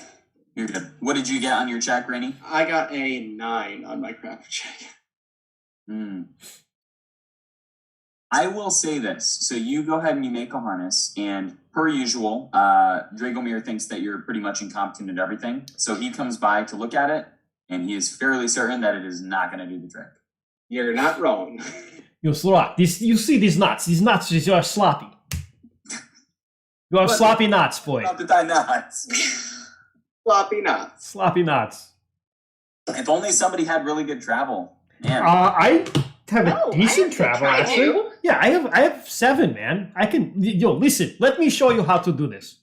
I care about Perfect. Doggo. Perfect. Okay. Yes, this is good. Go, Draco. Good. I'm sorry. Natural I know you have a 10. higher I rolled a travel, 17, baby. Charlie. A nat 10. Nat 10. Nice. Heck yeah. Shit, dude. Oh yeah. Actually, you know what's really funny? So what he does is, you notice he does like maybe like 1 or 2 other knots, and then he literally just like pulls it inside out, and he's like, "Here, this is much better." And you're like, "What the fuck? You didn't do like anything," but it's like way better somehow. The old Tarish Tarish seat. The old Tarish seat. The old Tarish seat. seat, baby. Tarish people know their knots. I mean, he did use those to carry both of us on his back at once when we were really little, so, like, I trust the man with that. So similarly with the back carrying thing, who is carrying your dog? Because your dog is heavy as fuck, and it's going to be a feat to get down this road. Fergus is dead. Yeah, give me the boy. Fergus loves me. I will go down first to make sure that if anything comes to get you while you're climbing, I kill it. Thanks, He was like in the back of his mind, like, I wonder if I can get in one of those harnesses and like carry me down. Like, Aoife, can you carry me in your big strong arm? he's like, I want to get in on that. This is Bo and Yasha early Critical Role season 2. How much for your arms? But yeah, Aoife will volunteer to have the dog strapped to her back. Okay, so not Jow, Dragomir, you're going down first? Yeah, I'll go down first, yeah. Okay. Go ahead and make me a feats check. Okay. That is 16. Yeah, you, hand over hand, you do the thing where you offset your feet on the bottom one, and you just slide down quickly. All 40 feet. Zoop, and once I'm down there, I will, just like draw the sword, get the armor, get the shield ready, and just keep an eye out for trouble while other people come down. Okay. I do want to point out, when you get to the bottom, you do notice exactly what Duncan had described to you. So there is a large room off in front, or a large opening off in front of you, and then there's a small crack that's kind of off to the right. Okay. Wait, who's next? I can go, so I can be down there with Dragomir, so I can potentially catch Fergus if anything goes wrong. Yeah, you get hit with a 140-pound dog at 50 miles an hour. Splat. There's no better way to go out than that. To Come die. on. Listen. Yeah, right? But hey, as long as Fergus lives. Go ahead and make me a feats check. Yeah, Troy, you realize, good like, at these.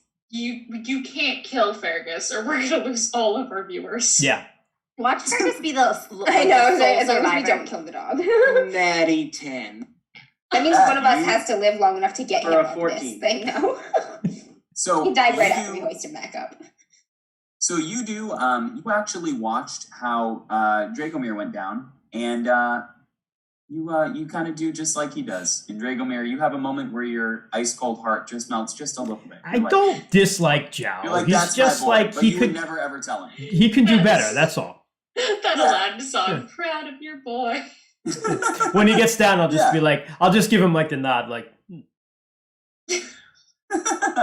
Just the nod. just the nod. I like it. You do get down just fine. You see similarly what I told you. And we're supposed to go into that tiny little crack, right? That crevice. That is where he told you that you would go. Yes. Yeah. Yeah, this is where the one says we go. Are you going to check it out? No, not until someone else is down here. I'll hang out with Dragomir until at least Aoife and Fergus are down here. Okay. Aoife's probably next then. Yeah. Charlie? Definitely don't want to be last. Okay. So yeah, let Theo just go last so we can all be there to try and catch him. Yeah, that is true. Both of you have horrible feats, so. And Yeah, so Aoife and then Theo, then Charlie again. yeah, I think your feats are actually worse than mine, right? Maybe, Somehow. probably.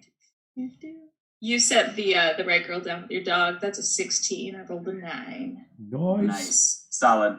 Yeah, you just it's hard. It's definitely hard. And when you get to the bottom, your legs, you've like burned a hole in like the leg of your pants from the rope rubbing against it. Yeah. And your hands are definitely like torn up a bit and blistered. and your arms are fucking tired. Like, So- carrying like 200 fucking pounds down that rope. Like, if you So- did it, Holy crap. Zhao just got the nod, but when Aoife gets down, Dragomir's like, "Are you okay? Oh my god, look at your hands. You did very good. You're a strong girl." I'm fine. Just untie Fergus from the Right, back. right. We get him off. This is now. See, Zhao. This is what you do with knot. Now look at how good this knot is, and then just go, and it just like unties right away. Right. Yeah.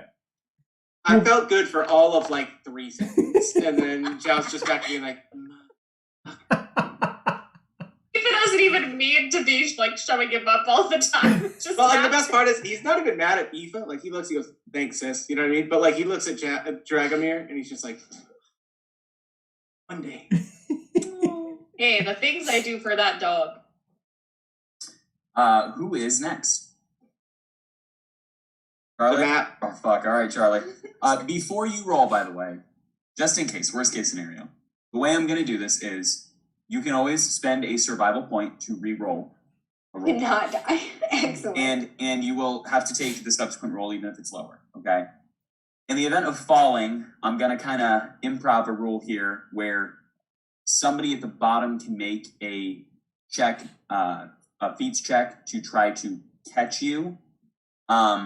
Doing so will effectively like split any sort of injury penalties. between This is two individuals. equal and opposite reaction.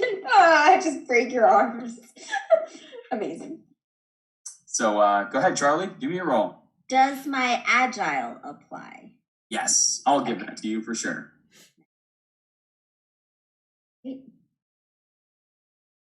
Okay, not bad. 9. 9 total, huh? Yeah. Hmm. Hmm. I think I'm gonna need you to spend a survival point. Oh.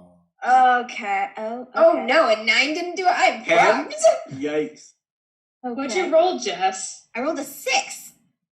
Oh, See if you can roll an 8 or more. I rolled a nat 1. Oh fuck. Oh no! Okay. Fuck. All right. So here's She what's falls happening. at the very fucking top. I've actually got kind of a bum arm. That's like one of my injuries. That's like my that's my, what did I roll? My setback was like a wound on my arm. Oh yeah. So what happens is you get over the top and you start to climb down, and as you're climbing, you feel a tear in your shoulder in that arm. You put a little too much weight on it. You feel a tear, and then you yell out in pain, and you start screaming as you're just holding onto the rope, and you're screaming below like, "Guys, I'm falling. I can't hold on. I'm falling." And everybody below you is hearing this. Freaking out. Can I try and catch her? Yeah, go ahead and make a feats check. Okay. Middle of the road. I got a 12. Okay, so what happens is you're screaming and you're holding on, and the adrenaline kicks in, and your arm, like next to you, like it's holding onto the rope, but it's not doing anything. Like you don't have much use in this arm at the moment. And you're screaming. Like imagine being 30 feet in the air and screaming that you can't hold onto a rope and you're going to fall. It'd be fucking terrifying. Mm-hmm. You start to slip, and you hold on for as long as you can, and you fall. You let go of the rope, and you and Aoife hears you screaming from down below, and she kind of runs over and she tries to catch you, and you collide with Aoife at a pretty fast. Oh my god. Now I have 2 people with broken bones. And I'm gonna have let's see. I'm gonna have each of you take 1d10 damage. Oh no. That could be real bad. Okay, not the worst. Oh, That's I 3. roll for it. I roll for it? Yeah, go ahead. Just like 10. No, I rolled a 7. Does armor do anything to? I'm gonna say against this specific injury now, because it realistically having armor on wouldn't help you if you fell 30 feet. Fair Okay. point. Yeah. Fair point. I'm just trying to help. So No, I got you. But normally, yes. So Aoife, you take 3 points of damage, and Charlie, you take 7. Aoife does actually catch you, but like you smash her into the earth, like, and then you fall on your arm, the same arm that you just hurt.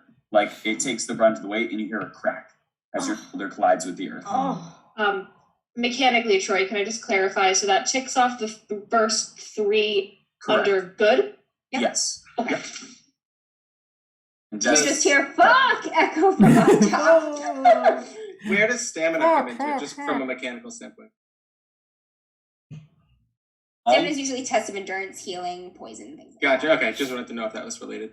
In this very tense moment where everybody's heart drops a little bit as you see Charlie fall probably 30 feet from this rope, all of you get that blood rushing, that heart pounding, and that sound of that pounding is just so loud in your head right now. Fuck. Creepy. Theo's got Charlie, your arm you're pretty sure you broke your arm. Like it hurts real bad. Charlie, Aoife, are you okay? Are you conscious? I'm fine.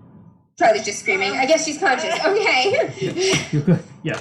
The pounding in our ears, do we seem to sense that like everyone else is having the same sensation? Obviously, we're probably distracted by Charlie. Yeah, I would say, because of that, no. But also, if you didn't communicate something like that, it'd be impossible to tell. But you all have that sensation. So Dragomir sees that he's got the pump in his ear. He just pulls drops his weapons, pulls his quaff off, and just is doing that while he runs over because his girl's hurt. And I'm checking on Fergus. Yeah. Probably runs over. Can I flip someone the bird on Twitch, or is that against terms of service? What was going? I was gonna flip Brady off, but I don't want to get banned. I think we're good. I wanted to know if he had a pumping in his ears that was making him uncomfortable. So are you slightly uncomfortable? My sister got squashed, but you might be uncomfortable, boy. Aoife, are you okay? I've had Gyre fall on me. You're fine. Are you okay? I feel like that's actually wicked true. Jao has fallen on you 30 fucking times. which is why I was like, she's fine. And then I'm like, oh, Charlie though. Oh, God. Oh, careful. All right, you Charlie, don't move until Theo gets down here. God, I think I broke my arm. All right. Aoife, I think you saved my life. Charlie just fell. I'm She glad. definitely saved my life. Okay, and Theo, we've got a broken arm down here. Yeah, I'm on it. I'm coming. Okay. Give me a minute. Go slow, buddy. I need to not do that. So I should have tied him. I should have tied him to a seat. Yeah, I'm doing my own kind of. I'm gonna take a length of rope because I have plenty of rope too. I'm gonna loop it through the straps in my backpack in the front, tie it off there, and then I'm gonna tie it to the rope itself so it can slide but has friction. In theory, I will fall slower if I do fall, and I will slowly climb down and slide the knot and climb down and slide the knot. It's hemp rope. It has friction. It can't hurt. I don't know. So explain to me how you're doing that again. So you're tying an additional rope. Yep, I cut a decent length of rope. I'm gonna tie one end, double, triple, quadruple knot across the two straps in my backpack, so my backpack is not like a harness, basically. And then the other end of the rope I'm gonna tie to the 40-foot rope. Just like that the knot can slide on it, but it has some friction. In theory, Oh, sure. will slow my fall if I fall. Yeah, for sure. That's what I'm hoping. That is the best I can come up with. And then I'm going to climb down slowly, fighting with this knot the whole time, swearing, fucking. I'm gonna say you still have your Being lightning smart gauntlet shit. on, which is really cool. Yep. Gripping with a mechanic. Oh yeah. Too bad it's not Almost. a fucking exoskeleton that's just super powerful. Right. I'm I gotta make that sometime. And I will attempt to climb down with my jury-rigged slower descent device.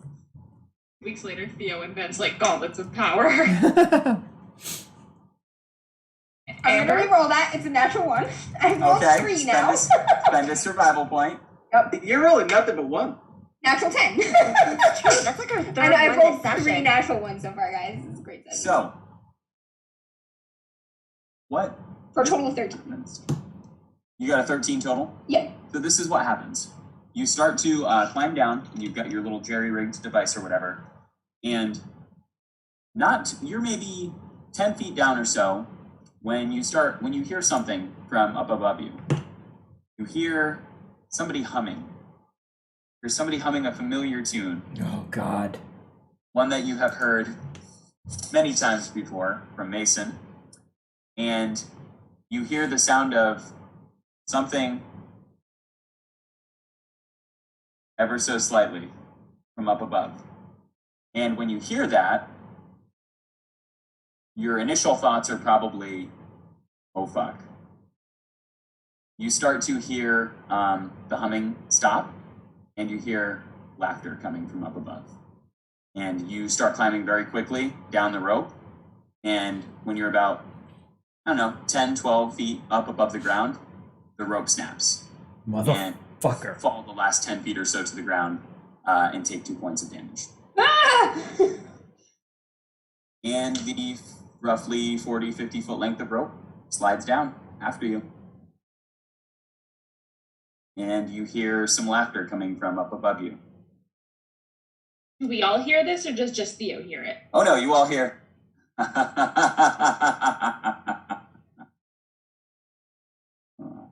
And then you hear from up above, they will feast on your bones. You motherfucker! I told you. I'm just gonna look right at Theo. I told you this. My son, he told you. Your son is paranoid. Just because he was right doesn't mean he's He's not paranoid. He's right. Everyone make Duncan! a perception check. There's a good reason. 9. Natural one. Oh, If we crap. need to do a 8. charity where Oh, somebody man. gives us $20 to a charity every time we roll a nat one, I'm gonna keep You're us making in money. business. 8. I rolled an 8. Perception, I got a 14. I got a 11 minus 1, so 10. Oh, another thing. Injury penalties apply to everything. So in your health box, if you ever go into okay or bad or critical, you get a subsequent -1, -2, or -3 to every single roll that you make. Yeah, so I have a minus 1 right now for my broken. Okay. So Theo, you don't hear or see anything. I'm assuming it's because you were going to call up above to Duncan for something. Yeah, I'm yelling. I'm like, Duncan, come back. Come I'm back. trying to reason with him. Yes, I'm come like, back. I am Duncan. cutting your head off. Son of a bitch. Rainey, Yes. you hear a couple of things. First of all, Fergus starts barking from up above and growling. And then From up above, isn't he already down? Yeah, he's with us. he starts barking Oh, he's barking. towards up. Up. Yeah. and starts growling. And then he stops and he turns and he looks towards the large cavern area up above you, or not up above you, but straight behind you. And he starts barking and backing up towards you, like he's afraid. Fuck. You don't think you hear the faint sound of somebody calling out. It's not discernible what it is that they're saying. It's very faint, but it's coming from somewhere in the distance. I believe does Zhao Oh, go ahead. has a bow, and he's gonna take it out and start stringing it up. Does Duncan, does Duncan, you're not Drago yourself right now. You need to come back and drop Does- us a line. does Dragomir You just notice stop that the yelling. dog is flicking out? Oh yeah. I drop my sword and my shield. I'm gonna grab them and pick them up and get my quaff up again, Okay. and just put my back to the cliff, basically. Theo, you need to stop yelling. You just broke your arm. Theo, Everything you are here calling is everything. worse. Everything down here is hearing us now, okay? And the Yeah. things down here are not good. Who's the paranoid one now? Right. Relax. We have bigger problems right now. Duncan. One of the nebulars starts to flicker out. Oh, fuck. All right, the other one has plenty of fuel.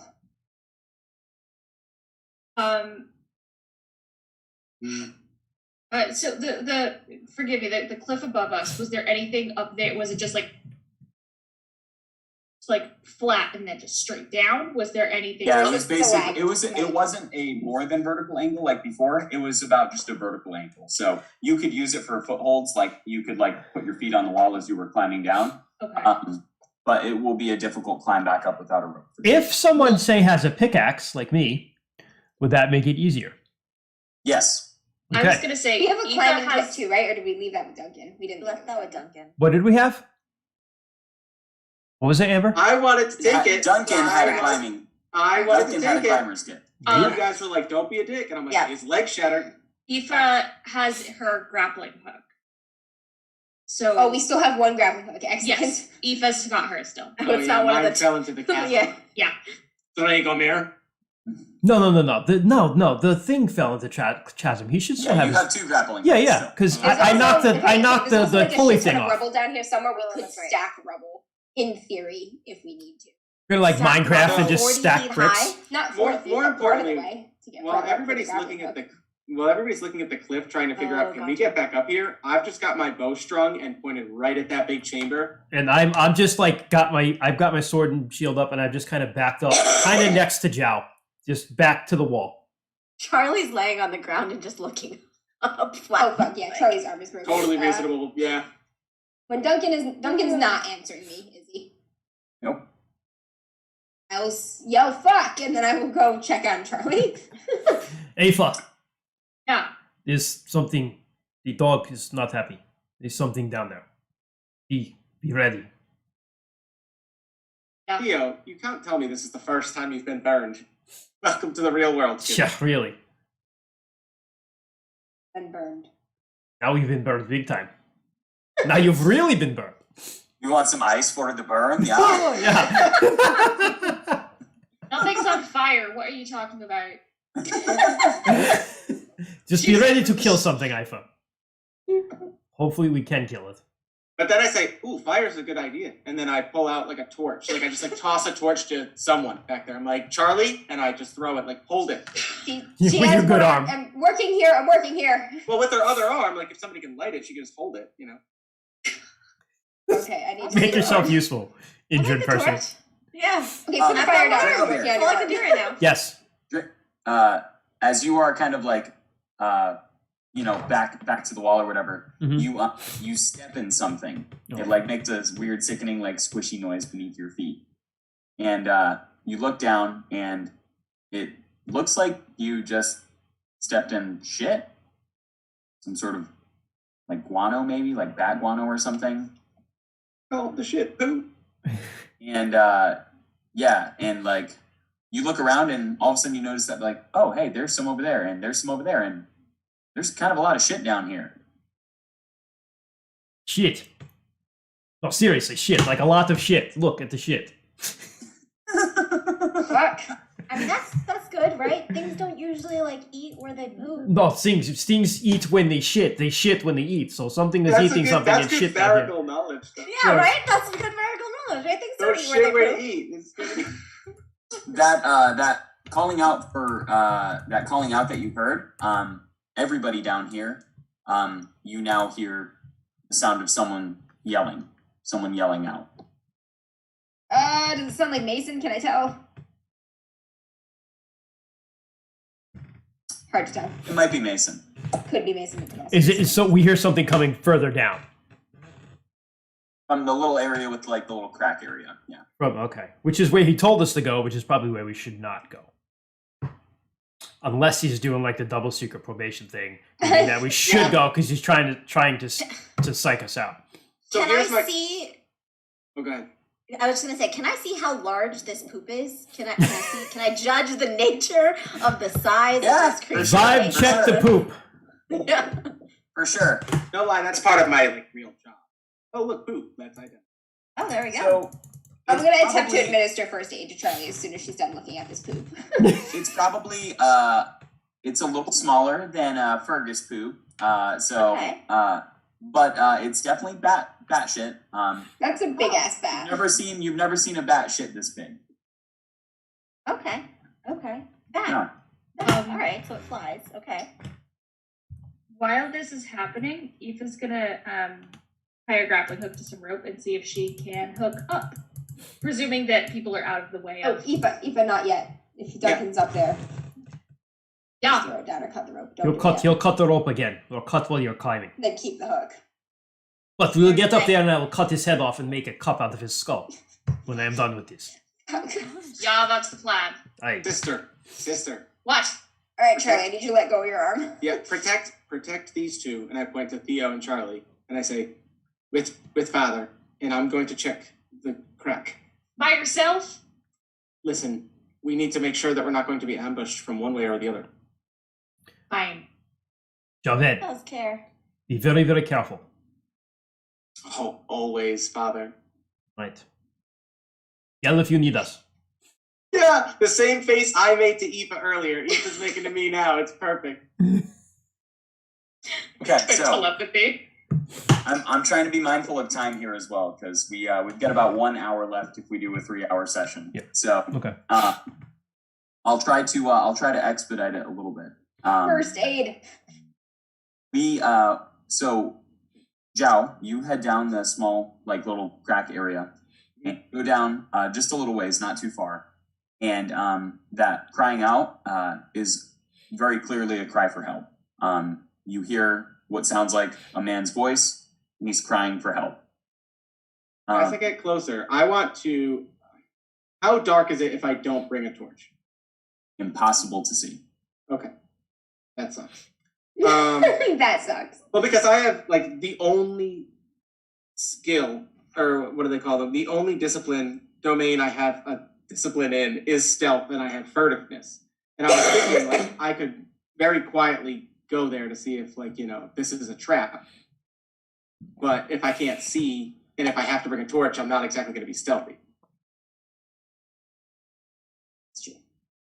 So, and I'm not going to walk in there blind because who knows what kind of pitfalls or stupid shit there is. So, all right. I've got one of the two remaining, or actually I gave the torch to Charlie. So what kind of light would I have been given? One of the... A nebular, maybe? I think you do have the other nebular. You were holding on to a nebular, right? Oh, that's true. I did have the nebular. That's true. Okay. So I have the nebular. You have the one that's actually still glowing. Yeah, and I'm... Okay, so the other crew has just the one torch right now. Yep. Okay. Yeah, I don't think we didn't light it, though. We have a nebular unlit strapped to Aoife's. We have a lit That torch too. and Your lights, okay, perfect. No, this works great. So, Zhao, you start running off with nebular into the tunnel, and you're trying to be as quiet as possible. But again, you notice the folly in your stealth is that you're the only fucking light source down here. So you carry on a little ways, and you see what looks like recently collapsed debris and tunnel. Yeah. And coming from behind a large pile of rubble, you hear the yelling out for help. So is this... Somebody help! Is somebody there? Is this impassable rubble? Like full-on collapse? So, it is not impassable. So there is a portion of the rubble at the top where you can see through to the other side. Sure. You'd have to claw and dig it out a bit, though. All right, yeah. Well, before... Yeah, as I begin climbing up it, and I say, state your name. You talk with kind of a familiar, or actually, before you say that, because your footsteps kind of echo down the hallway, the person stops calling out for help, and he says, Duncan. Fuck that man. he's afraid of him. Absolutely not.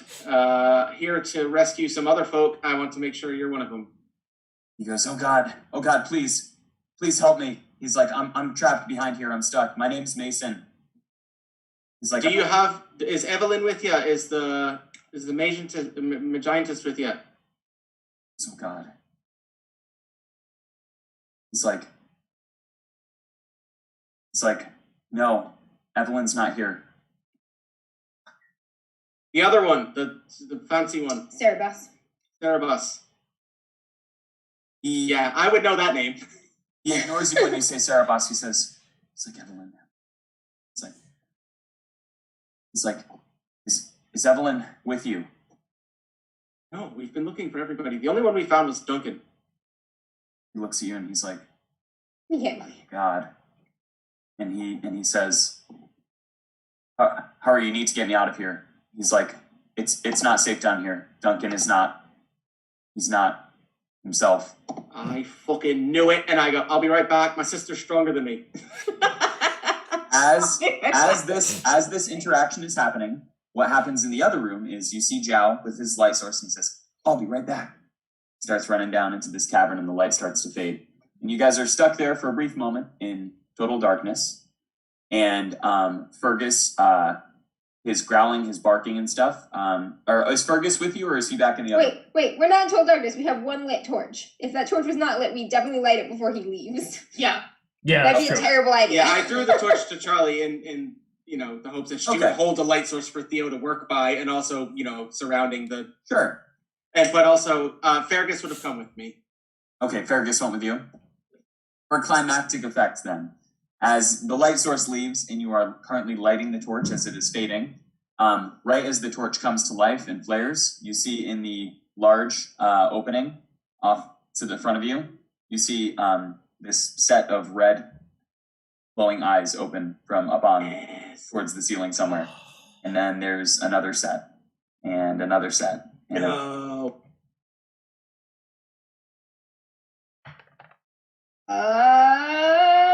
Coming from clarify above us or from the cavern?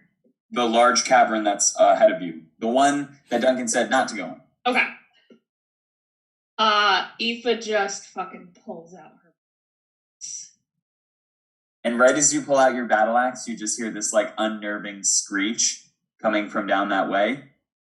And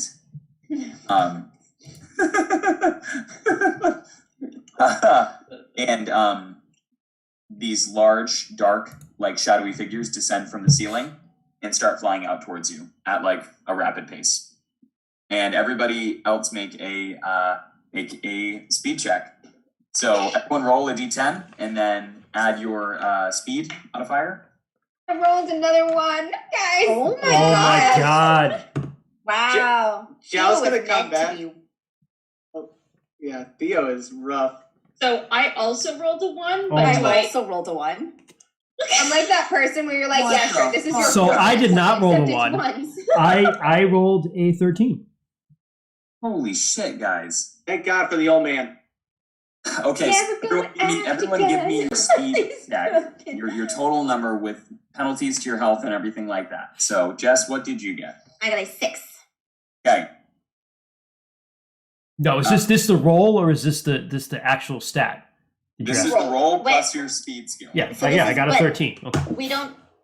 We didn't do we're doing our position after this? After this, yes. Okay. Just because it would affect my speed. Aoife, total of 10. total of 10? Yep. Okay. You want me to wait to roll? What did you get, fucking Theo? Theo. Total is 6. Okay. Am I waiting to roll? Yep, you're gonna wait. Okay. And then, what did you get, Drago? 13. 13. Okay. Dragomir, you are the first to act as these large figures swoop down from the ceiling and descend upon you with brilliant speed. Oof, that's not cool. Are they within like sword distance? Can I slice one? Yeah. I mean, I'll say, I will say they descend upon you right as you kind of like draw your sword and you are ready. Okay, I'm gonna do the standard. Look at them. You get a closer look at them, and they basically look like very large bats, but their like deep red eyes betray their fiendish nature. Yeesh. Okay. So I'm gonna do the standard attitude. So I just know these foes from our Gen Con. Yeet. Anyone else taking any other attitudes?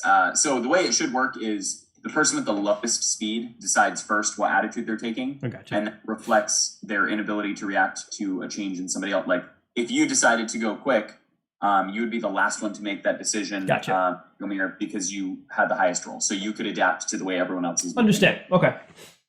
So, Jess, why don't you start us off? Oh, okay. I am taking the defensive position. Okay. So that will give you a +2 to your defense and a -2 to your attack. Theo? I'm also taking defensive. Okay. Aoife? Offensive. Heck yeah. I gotta protect these people. +2 Yep, to right, your, we're good here. +2 to your attack and -2 to your defense. And Yep. then Dragomir. I'm just gonna do standard because it's Okay. not much of a difference for me anyway. My potential's only a 1, so Right. yeah. Okay. Sounds good. Yeah. All right, Dragomir, you are up. I'm gonna slice this fucker. Okay, make an attack roll. All right. Natural 10. That is a 21. Wow. Wow. Yeah. I do one thing well. Fuck yeah. Yes. So, here is what happens. You pull out your large saber as these things descend down upon you, and you just like cleave it with like all of your might. Just as it's swooping down, you intercept it with your sword, and a couple of them like scatter and move out of the way, and you literally just cleave this thing in half. Like down, it's like pretty large size, but it's probably like 3 foot bat. Like it's a big Holy bat. fuck. That is And you Conan, this cleave fucking thing. right in half, and just this like spray of just blood and guts and stuff just covers you as you just slice it right down. Oh my god. And it's dead as fuck. Yes. Who is holding the torch? Charlie is. Okay. The remaining 3 bats start to attack the rest of you. One second here.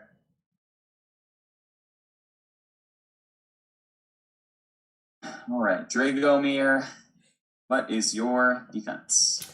My defense is a 10. Okay, so, and what is your protection? 4. Okay, give me one sec. I gotta get right. So, okay, so you cleave one of the bats open, and as you do that, from like behind you, another one, it like just like bites down on you hard on the back of your like neck. It gets right through your cowl, your chainmail cowl, and its fangs just sink into the back of your neck, and it just rips away as it like past you, and you take 4 points of damage. 4 points of rabies. Yeah. 4 points Alright. of rabies. Oh man. White nose fungus, oh no. Aoife, Yeah, what is your defense? 11. Okay. One swoops down at you, and you are able to. Is that with your -2 penalty? Oh, I'm sorry. Oh, from the back. So 9. I'm sorry. But I have a shield and armor. I don't know if that Yep. affects anything. Yeah. What's your protection? Is it 3 or 4? I have to double check. It's 3. She's got a studded leather tunic and an Osag shield. Okay. So this bat comes down, and it kind of like collides down like towards you, and it hits your shield, and it's like weird clawed hands come over the top of the shield, and it's trying to like bite at you, and you're like keeping it at bay with your shield, and it's like on your shield right now. Gross. We're gonna spread the She's love. strong. She's strong. Theo, what's your defense? 15 right now. 15. Wow. He's wily. What you do is this thing it like dives down at you, and you just like hit the deck, and its clawed talons like close in, and where you were a second ago, you're not there anymore, and it just swoops up back upwards towards the ceiling. At this point, Zhao, you hear Dragomir screaming. But it's like, covered in guts.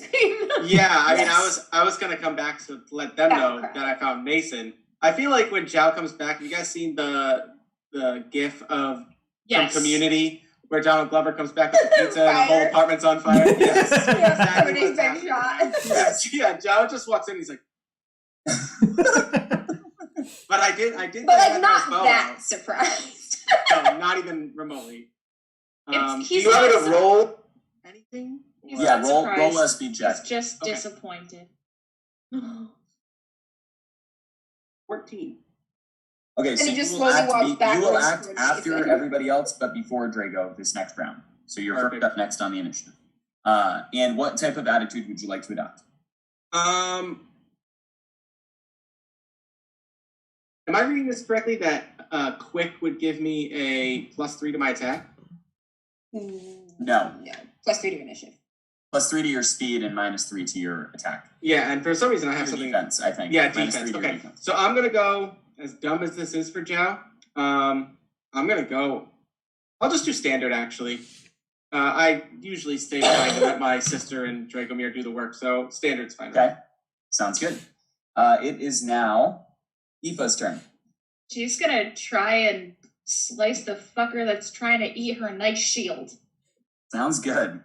Eat Okay. eggs, babe. Do me proud, girl. Forgive me because I'm still trying to figure this out. So I rolled the Yeah. d10 and add my attack. Yes. Okay. Should be close combat, right? Yeah, I think you have plus 11 total. I took the offensive stance, so it's 13. Gotcha. Plus 13, yeah. That's something all right. Sid, I rolled a 7, so that is a 20. Awesome. So and I use my battle axe, which has 3 damage. I don't know if that makes a difference. it does make a difference. You cleave this bat in half as it comes down, like it's on your shield, and you like take your battle axe and you just drop your shield for a quick sec, and it just like goes to like prop up over you with its fangs, and you just straight up slice its head right off, just right over your shield, just lop its head off above your shield. Wow, Aoife's a beast. Charlie's a little bit in love. That's What? I'm like, that's my sister. That's my entire goal for Aoife. Just It is now. Theo, it is your turn. Oh, Midgie money. what?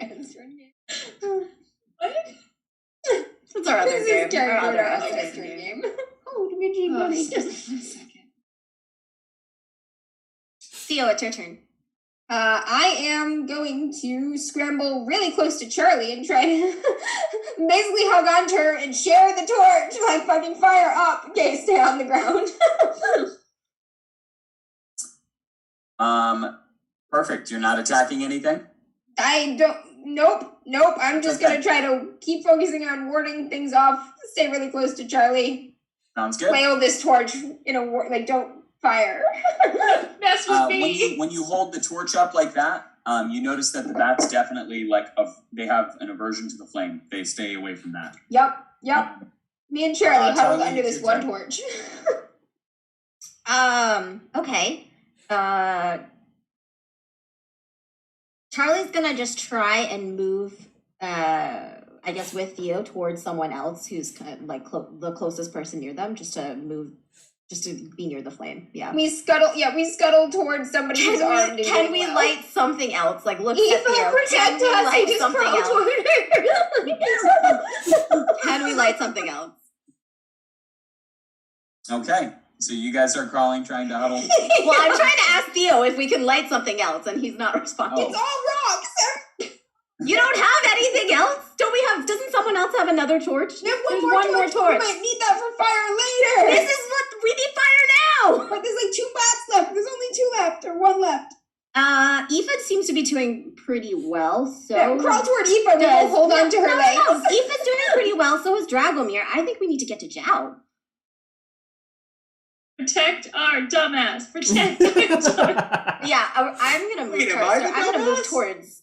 If I can see Zhao. Zhao has a light too, right? Charlie, no. Jab does have a nebula. Yeah. For the record, Vargas is carrying the nebula in his mouth because I need to have 2 hands on my bow. I'm gonna move. I'm gonna move towards whoever's closer. Whoever's closest to us. Well, Zhao is the furthest from you. Yeah, I'm gonna just move to whoever's Aoife's closest. the closest because her instruction was protect Charlie and Theo, and We that's huddle between Aoife and the wall with our torch. Yeah. Perfect. It is Jap's turn. you're between a rock and a hard place, and that hard place is Aoife's buff ass legs. Yep. I'm gonna stay here between the brick wall and her brick ass. Really hard below the waist. Really hard. Clip it. I know I got it. All right, so I'm gonna fire my bow. This is just an attack roll. Correct? Yeah. Shooting and throwing. You rolled a 1. No. I literally called it. Such an ass. Dude. Wang. Roll a d10. You I rolled shoot. a You 1. fucking I'll roll shoot another one. Dragomir Yeah, roll in the it leg. again. Oh no, that would be great. No. Damn it, boy! A 2. Okay, it wasn't a 1 though. So I'm gonna say what happens is you go to like shoot at one of the bats, and it comes in a lot quicker than you anticipated, and you like jerk off to the side. Clip it! Clip it. Joust just jerking off in the. When you do that, you pull the bow back too far, and the bow becomes unstrung. Like the cord comes undone from your bow. So you're gonna have to spend your next turn restringing your bow. If you Oh no! So I was jerking off in the corner and I went limp. Pretty much. Yeah. Pretty much. Yep, right in front of Fergus too, making him hold your light source. That's gross. Oh man. He is disappointed in you. Something. Fergus has seen it all. Something. Oh gosh. Yeah, it's too much tension. Drago, it is your turn. Yes. The bats are kind of like circling around you and stuff. You can attempt to make an attack roll against one of the bats. Yeah, if I can reach one, I'm gonna try to sword one. You're like, come on! Yep, this is the one thing I'm good at. Come on, you flappy fox! Not too bad. 14. 14? Yeah. Yep. So you do clip one of the bats. Again, they're flying really quickly and erratically above you, but you clip it a little bit. I have a sword that does 3 points of damage. I don't know if that matters, but yep. So you got perfect. Okay. Yeah, you clip the bat, and it is still flying around. It's pissed. Bats' turns. They retaliate against you. Fuck. 1 second. They both laugh at Javed, then they retaliate. That's Joe's entire life is just being laughed at and being like, I swear I'm right. What's your half the time I'm right, more than half. Drago? What's that? What's your defense, Drago? My defense is a 10. Is it 10? Yep. Okay, so and your protection is 4, right? Yep. Okay.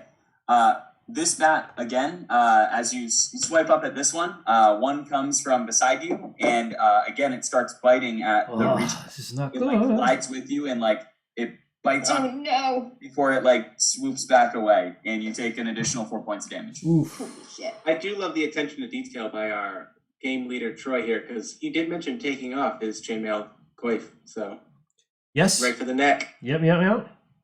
I am not okay. I'm in. Actually, I am okay. I am in the wounded. Okay, you're still okay? I'm like, I'm just okay. bad. I'm okay. Yeah. You are gonna take 2 additional points of damage as the second bat also bites you. Fuck Wow, you, Troy. these bats are just slaughtering Dragomir. Yeah, seriously. You're lucky they're not rolling like super big. I'm almost at bad, guys. One more hit. It is now Theo's turn. No, I'm sorry, it's Aoife's turn. I was like, how'd that happen? Aoife is just gonna swing it with there's 2 left. So there are 2 left, and they are both swarming around Drago. So Yeah, no, she's try to attack it with your axe, but if you roll poorly, just be aware that something bad may happen. Can she try and just like grab one and strangle it? You can try to grab one if you would like, yeah. So that would be close combat? Yeah, I'll let you use close combat on that. That's fine. Okay, and she's still in the attack stance. Do I still get the bonus for that, or no? The bonus for being strong? Yes. No, for being in her attacking stance. Yeah. Oh, that's right. Oh, yeah, I already have the bonus for her being strong. Yeah, that's fine. Yeah, we'll give it to you. Okay. That gives me at least a chance. Okay. So, that is 17. Yeah, so you grab this bat. You grab the one that wasn't cut already. And you kind of like, you grab it as it's like on Drago's neck right before it like hops off and starts flying away. And you're like bear hugging this bat, and like you go to the ground with it, and you're like squeezing it on the ground, like on top of it. Eva's a monster! Holy shit! Holy It fuck! is making squeaky, distressed noises. She's like, don't hurt my dad. Gargoyle's just like, that's my fucking father, you Charlie and Theo are like clutching each other, just staring at you for like, holy fuck! Holy fuck! Like, oh my god! This is what I built it for! It is now Theo's turn. Holy fuck! I will have enough presence of mind to just like try to unhook my bedroll from the bottom of my pack and like fucking throw it out over us like a shield against this fucking wall. Gauntlet that thing! Roll shield against this wall. I'm just like, holy fuck! Holy fuck! And like throw out this bedroll over on all the bodies. I just picture this bright red bedroll and then like Matador music in the background. Theo just starts getting pelted with giant Fiona bats at like 50 miles. Wait. Solid. So out of sheer mechanical curiosity, are we able to tell that these things are fumes? Or Yes. Okay. They got those red devil eyes. I'm sorry. Hold on. You don't know if they're fiends or not, but Okay. you're aware that they are not natural. Okay, that's These are fine. huge ass hyper aggressive bats. Yes. Because I'm not gonna say that your phobia plays into it right now. Okay. So it is now Charlie's turn. I mean, I'm just holding steady. Yeah, I'm Hey, holding the fight or light. freeze. You can't fight, you can't run. Breathe. Get under the bedroll. I'm trying to hold the light in the best position, and that's it. About it. Oh, my G buddy. Yeah. Okay, very well. We are back up to the top of the order with Jiao. Do I have to spend my whole turn restringing my bow? If you would like to use your bow, yes. Nah, fuck that. Allow you to like Throw a knife. turn to like have Fergus attack if you want. Fergus could Fergus go is just gonna attack. smoke one of these You know what? bats like a dog at an Amazon drone. Just Yo, move Sarah that is fucker. literally grappling one of them on the ground right now. Fergus Yeah. can just start mauling it to death. Yeah. So yeah, my question was actually going to be: Can me and Fergus just run in? Yeah. Okay, so Fergus Let will. Fergus attack. Like you can take the move action and Fergus can take the attack action. Okay. Okay. Yeah, that works for me. I'll run over. Yeah, that's fine. During my move action, can I pull out like my Francisca and he just goes and mauls that? Okay. So what do I have to roll for Fergus? Yes, you do. I sent you the stats on him last week. Do you still have those? If you do, you can pull it up probably fairly quickly. I think I sent it in a photo, right? Oh God, if it's in there, it's all the way back and No, that's Good okay luck because it might be finding in my phone too. So yeah, I got it. I think maybe. Yep, got it. Okay, perfect. I got it. Go ahead and make your attack roll. And add 10 because Fergus is a fucking beast. Yeah, you're muted, but yes, add 10. Oh, sorry, I've been talking this whole time. I rolled a 9 on the die, so that's a 19. Fergus Fergus is gonna fucking smoke mauls someone this to bat to death. Let's go, Blaze fucking Yo, hell. this bat is like Aoife's like crushing it, bear hugging it, and it's like trying to claw at her and like trying to bite at her and stuff. And then Fergus just runs over and he's like, "Not today! Couple 10 minutes." Yeah, right. Fergus Yeah, and Aoife have definitely done this before. This is I'm not gonna hold him. You eat him. Yeah. Dragomir's more proud of Fergus than Jiao, Literally always though. Always, yeah. for sure. It is now Dragomir's turn. There's one left, right? There's one left, I'm baby. Fucking taking my Wanna slice revenge. it I'm once? slicing this bastard to death. Slice this bitch. 5, 16. Ooh. 16. Can you do 3 points of damage? Yep. That will be enough. How do you do it, bud? I'm just gonna clip him right in half, man. Just slicing him down the middle. Yep, right down the middle. Midsection works good on these things. Yep, I am. And then Quentin Tarantino style, just Yeah, just more blood. Like it's like cut. again. This time the bat is like swooping overhead from behind. He just holds his sword up and splits it open. He gets split from behind now. He's just covered. He's just covered in blood, both his own and the demon bat's blood, You are just completely covered in blood and guts and shit right which now. is really nothing new to him. Yeah. Yeah. Awesome. Yeah. This is what a man smells like. Scent of a man. Touter scent of a man. Okay. Everyone takes a moment to like. Fuck! Holy shit, that was amazing! Charlie's like, wow, my armor hurts because. Holy shit, that was amazing! Dragomir's actually just like holding his sword, his arms like down, and just standing there like breathing heavy, like. Because Aoife just kind of Yeah. takes a slow couple breaths and then looks at her brother and just goes, "You find anything?" I found Mason. The Ah! yeah. They're still alive. I go. I'll be right back Just for your the arm, one. Charlie. Just I the one. leave the bedroll with Charlie, and I get up. I'm gonna run over to fucking Dragomir, who's now the most injured person and bleeding I profusely. am bleeding a little, I think. You're bleeding a lot. You're bleeding leave me alone. Come here. Come Hold on, plate. I just sit down. I need a drink here. I'm gonna pull out this special one. That's not gonna happen. Oh, it always helps. It's an old Tattershoe remedy. Yes, it's It remedy. doesn't help, actually. It does not help. Sit down. Okay, I'll sit down. Listen to the Magians, man. I shouldn't have listened earlier, but it's okay. Please, Theo, I am bleeding. Okay, yeah, let me do this one thing right. Thank Yes. you. Are you using a tonic on him? Let me see. How bad?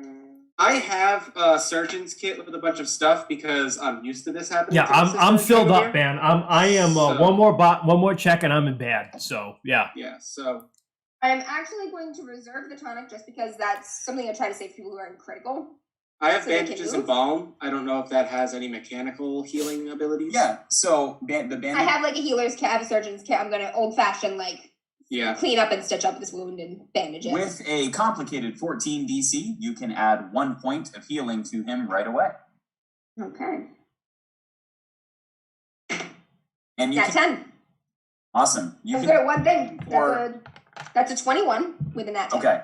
So Wow. I'll say this. So for flavor text, I don't think it's going to matter for this one, but you not only heal 1 point of damage and you sterilize and clean the wound, but you would not have to worry about getting like an infection or something from this wound. Nice. It was sterilized and dressed so well that I wouldn't make you make stamina checks if you Put the were. little drains in there and everything right up ahead. It's Really gonna be good. fine.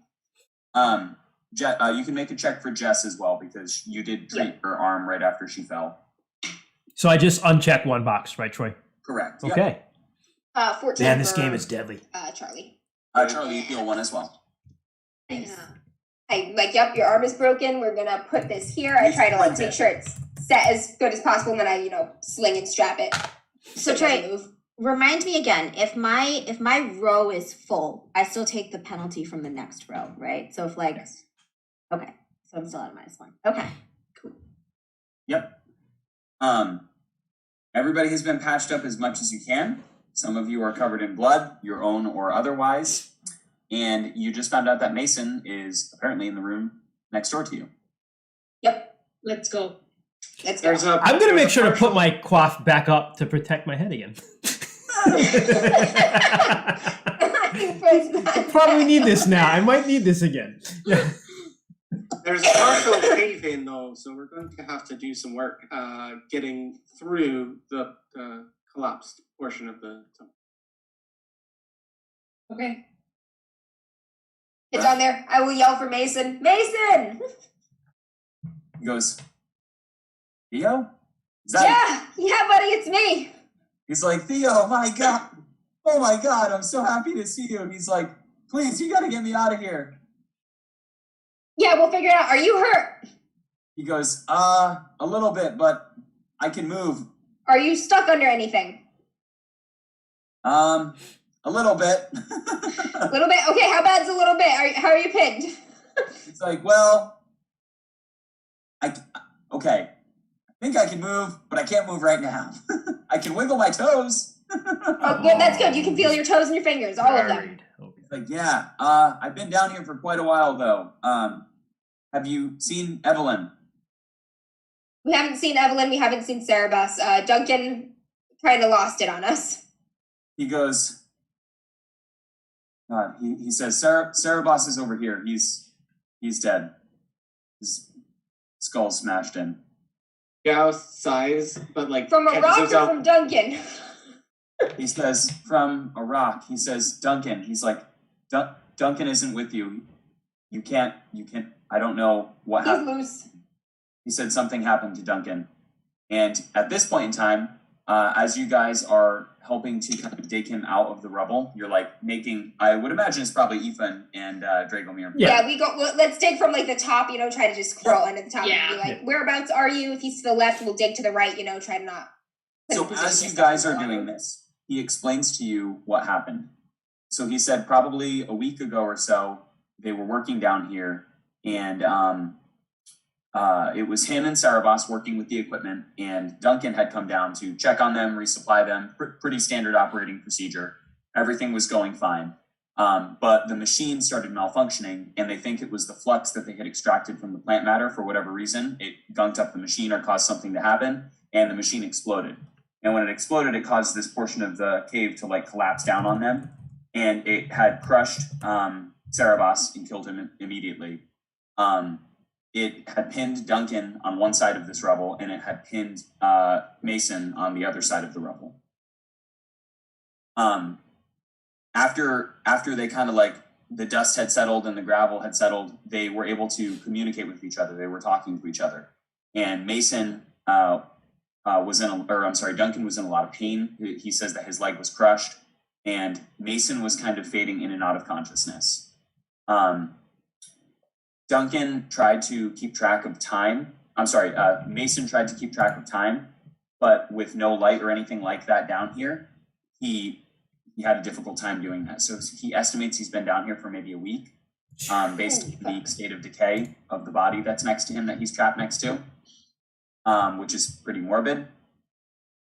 And he said it was like that for probably 4 days maybe.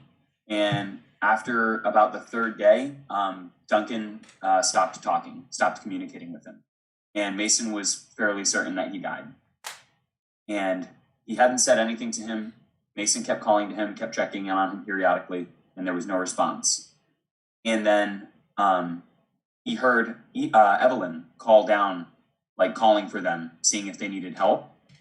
And Mason was like screaming to her for help. And she was like, okay, hold on, I'm gonna come get you. Like, I'll be down there as quick as I can. At this point, he lost track of Evelyn, and something very strange started to happen. He heard from the other side of this wall. He couldn't see anything, but he heard Duncan start to like move and gasp, and he heard these very strange noises like bones cracking and stuff like this. And when he called back to Duncan, Duncan answered. But something was very wrong. Something wasn't right. He wasn't sure what was happening. There was a tremendous force that came from the other side of the wall, and he heard stone grinding against stone, and then he heard footsteps leading away from the accident, and he thinks it was maybe Duncan. But Duncan wasn't himself. Duncan said that he would be back, but it didn't seem very reassuring. So he's not entirely sure what happened, but he's afraid that something has happened to Duncan. Yeah, something's going to happen to Duncan.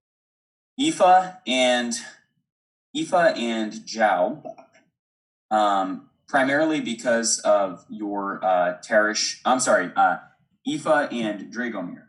Because of your fear of Theones, you've probably done a little bit of research on them. And Dragomir, because of your being an old geezer and being Terrash, you have a lot of like folk tales and stuff like that. And what he has said to you reminds you of like an old like myth that you've heard of something that they call the body snatchers. And supposedly body snatchers are very old Theones that through one form or another can inhabit the body of another person, and they can walk around like the rest of society and nobody would be any the wiser. But like they're bent on causing death and destruction and chaos. Yeah, did a good job of it. You also know that you have heard, supposedly, because of the nature of a body snatcher, they maintain the memories of their victims. And because of this, in theory, they can have memories that date back hundreds and hundreds of years, depending on how long they've been hopping from body to body. And you are shitting your pants right now, Aoife. You're shitting your pants. I'm going to murder this man. I am going to make it as painful as fucking possible. I am going to chop off every single one of his bones slowly, one at a time, and feed them to him. This is why I love you, girl. This man deserves hell and nothing. Yes, he does. And she's trembling as she's saying this. Okay. Yeah. Let's put my arm around her. First, we have to get out of here alive, okay? And I'm then just shrugging, Don't like jump to dismemberment right away. Is the first step. Yeah. Mason's fine. We get Mason out of here. We save his fucking life. Duncan dies. Yes, Duncan dies. He's not himself. Well, whatever he is dies then. Whatever he is now is not I good think he's anywhere already else. dead. He was not dead. I would have known if I was treating a corpse. No, he's alive. But that thing, that's not Duncan. Eric knew. There's an old legend that a Fionn called the Body Snatcher. There are reasonable. This terrorish nonsense. It could be, but there are also other explanations. It's not a sure thing. Even if he's not body stature, he Could cut have the been eating rope. this fucking moss for 3 days. He cut the Then rope take and samples. stuck us in the mountain. Is there a way, if he is a body snatcher, if he's eaten moss and he's gone crazy, is there? His way to release his spirit. Oh my god. Okay, hopefully we won't run into him again. Oh no, hopefully we do, because if that thing gets loose, it could hop from body to body, killing people, and taking whatever it wants in its wake. If you kill Duncan, won't it just hop to another body? These are very extreme theories. We'll burn it. Inceptor. Ah, Inceptor. Take samples of this lichen, of this moss, of everything we found in here. Because if this is something that causes whatever Duncan's affliction is, well, we can do something with it, that knowledge. And if we find Duncan, we can do further experimentation in the form of Killing seeing him. if killing him stops the spring. Rainey's eyeballs light up with money symbols like Mr. Krabs. Yeah, really. I like money. Money. I like money. Everything's an opportunity to make more dough. I am going to take samples of this stuff, even though I'm not a botanist, and I'm sure they have plenty of samples back in their camp. But I'm gonna. Okay, let's get Mason out of here. Okay. Just as a friendly reminder for time-wise, we have about 25 minutes before we 3-hour mark. So here's what we will do, okay? I don't like to do this very much, but I am going to speed ahead just a little bit, okay? You are able to get Mason out from behind the rubble. Yeah. He's incredibly ecstatic to see you. He thought he was going to die down here. He has been surviving off of the condensation on the rocks that fell on him. So he's like severely dehydrated, hasn't eaten anything in a week. He was pinned beneath rock, but he wasn't like crushed. So he is able to move and walk like pretty much just fine. He definitely drinks water if you guys offer him water. I'll offer him some Water, food too. Yeah. Just because he's been so long without food and water, he needs help to get along a little bit. Like he needs to like sling himself over one of you to help him like move. But he does assist you guys in navigating another way around. So the large cave that you guys saw opposite of you leads back to another network of tunnels, and that network of tunnels leads back to the top. In your roughly Duncan would know this. our endeavor back up towards the top, tensions are very high. You guys are on edge. Dragomir, you have murderous intent on your mind. Yes. Much murderous Probably intent. the same for you, So does Jal. Aoife. Aoife, Yeah, you I think our you whole are family both, does. You are both ready to fight, but you are also terrified. You are afraid of you are terrified right now of the proposition of seeing Duncan. Yeah. Because if you do, you will fucking freak out. Yeah. There's nothing scarier to you than a Fionn that you can't tell is a Fionn. Yeah. I'll be helping Mason along. I Okay. get 2 good arms and not good at fighting, so. I'll be Are there helping. any questions otherwise that you would like to ask Mason at this time? Anything else that you would like to know?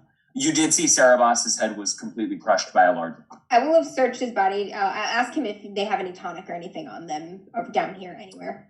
No, everything that they had on them was destroyed from the cave-in. He did say that there was a large room up top. He said it was the last room with any nebulars in it. It had a bunch of supplies in that room. Fuck, we didn't see anything. You did not see any supplies in that room. We didn't really look either, but maybe Duncan threw them He over probably the fucking chucked him. edge He probably like a chucked him off the psychopath. edge. Yeah. Evelyn and the stuff is at the bottom of that chasm. My guess. So, Yeah. if there are no further questions, I'll ask how if does- they've learned anything about the moss other than the fact it fucking clogs up machines. No. Mason said that Evelyn had some promising theories, but they didn't have enough time before this shit happened. They were close to a breakthrough, he thinks, but yeah. No one was behaving strangely before the cave-in at all. Duncan in particular. He says, everyone appeared to be behaving normally. He says, we heard whispers. I don't know if it was just in our mind or if it was the cave or something, but it was unnerving to say the least.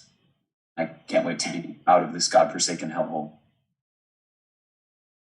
Okay, And he basically, I'll tell him, that Duncan whispers. fucking cut the rope on us, and I think that's why everybody wants to murder him. I'm not sure what's going on. I think that's a little far to jump, but hopefully we won't run into him again, but I can't stop all these people from killing him if we do. Do you not Me too. remember the laugh? yeah, when he said they will feast upon your bones. Yeah. Theo, come on. I know that, but he was trapped under rubble with his leg crushed for 3 days. I do have a question about how Fergus reacts to Mason once we get over there. Yeah, not any sort of indication like you had with I know that's what you're asking. No, Farragut Yeah. licks him. Like Mason Okay. is Alright. a super wholehearted good dude.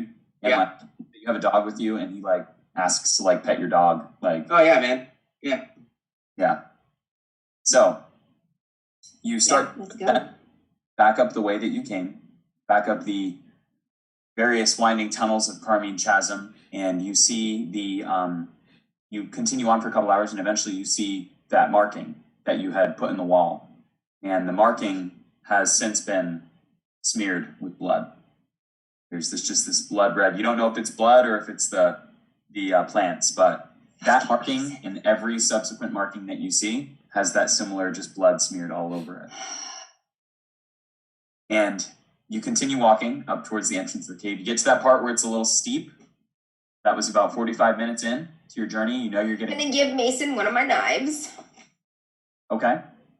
just in case Duncan tries So to kill far, us. you have yet to see or hear any indications from Duncan. Yeah, he's around, so it's not a lot of places he could have gone. Nope. You continue up towards the entrance, and you start to see the first rays of light coming through the cave. You've been in there for about 10 hours, so it'll be right around sunset maybe. And you see kind of the orange and red hues of the sun coming in from up above. And you hear a scream coming from outside. It's kind of like a wail. It's not a scream of fear or pain. It's like a scream of like a battle scream almost. And it sounds like a female.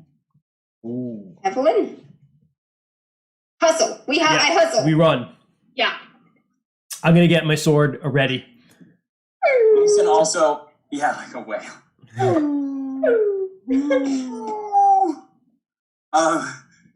So everybody runs.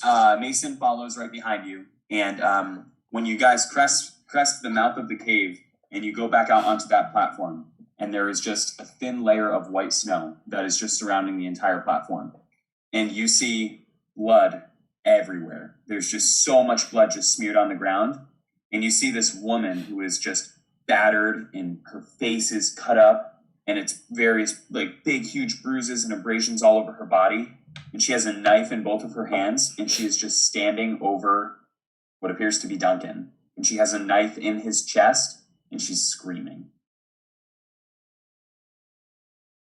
Evelyn. Fuck yeah. Evelyn looks up at you, and her face is all bloody and battered and stuff. She's bleeding from her head. She's got dry, crusted blood everywhere. And she just kind of breathes a heavy sigh and just swoons and just passes out. Boom. And falls unconscious. Evelyn. Is this Most of the blood that you see, by the way, on the ground is Duncan's. She has him in the chest many times, cut up his hands. It looks like he was attacking her too. She's got some very new scratches and wounds and stuff like that. But Duncan is dead as fuck right now. Holy fuck. Evelyn, Aoife just picks her up. Yeah, I like this one. I will, Dragomir will run over and just cut Duncan's head off. Not fucking around. And then once I'm done, like Evelyn, Dragomir's like, fuck this Like, body. it's not like a clean, it's like a son. yeah, I'll cut his head off, and then I'm just gonna chuck it, like yeet it into the chasm. They call that the Tarish toss, Oh right? my Yes, god. the Tarish toss. Yes, The Tarish toss? Dragomir, he has the climbing gear. clip that. No, Just his the head. head, His just the head head. doesn't have the climbing gear. Just his head. Yeah. Okay, here is what we are going to do. Evelyn. This will be the final scene. Okay. So Dragomir dismembers Duncan's body and throws it over the chasm. Aoife immediately runs to the aid of Adeliane. Mason's right next to you, behind you. He's helping you. Mason divulges to you that he has possibly fallen in love with Adeliane, and he wished Kind of an awkward time. for her to meet his daughter. And they had agreed upon it when they were in the cave while they were working together. Instead of I may have fallen, it's more like, please don't let her die, like a lover. Yeah. Okay. Conveys that in a way that's not weird. That's appropriate for this situation. I love that crazy murderous woman. She pushed Yeah, her well, off the that's cliff what- and she that's what caught onto a Drago ledge said. and then she Like, climbed Drago's her like, oh broken, my destroyed God. ass back up that cliff and killed him. I'm not hating on it. I love it. If I can. You start, patching up. I've got tonic. I will use a tonic on Evelyn. This is appropriate. Okay. So you use a tonic on Adeliane. She recounts to you the events that happened. She came down into the cave. Her story matches Mason's exactly. And she found Duncan, and Duncan was seriously injured. And she helped him get up to the top, up to the surface. And they made camp that night. She tried to bandage his wounds as best as she could. And then in the middle of the night, he started attacking her while she was sleeping, and he threw her over the edge of the cliff. Somehow she survived. She fell onto a ledge that was, a little bit lower, and she has spent the past 2 days fucking clawing and fighting her way back up with a murderous fucking vengeance, hoping to find him and kill him. Zhao, you And better marry this woman. she did just that. She did just that. She fucking found this asshole, and she exacted her revenge. Duncan seems to have that effect on people. And Had you that effect on people. You do Test, stabilize her with the tonic and with the medicine.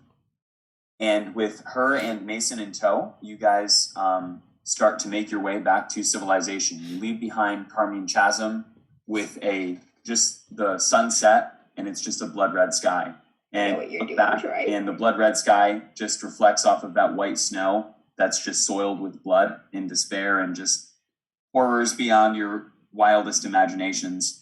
And as you're walking along and you're helping Mason get along, and Mason is kind of helping out Adeliane as well, everything is quiet. Everybody's taking kind of a moment to process everything that's happening and stuff like that. And just from the back, you just hear Adeliane kind of start humming a familiar song, a song of Mason's. And she just gives you one of these and just cracks the bones in her neck. And that is where we will end. That was awesome too. All right. I knew it. This is like a John Carpenter The Thing ending Yep. right here. Yep, Like yes, it fucking, is. we're gonna wait it out and see. All right, guys. Well, You motherfucker! that is, Fergus didn't die, so None of us died. Yeah. Yeah. We're walking back and Fergus just.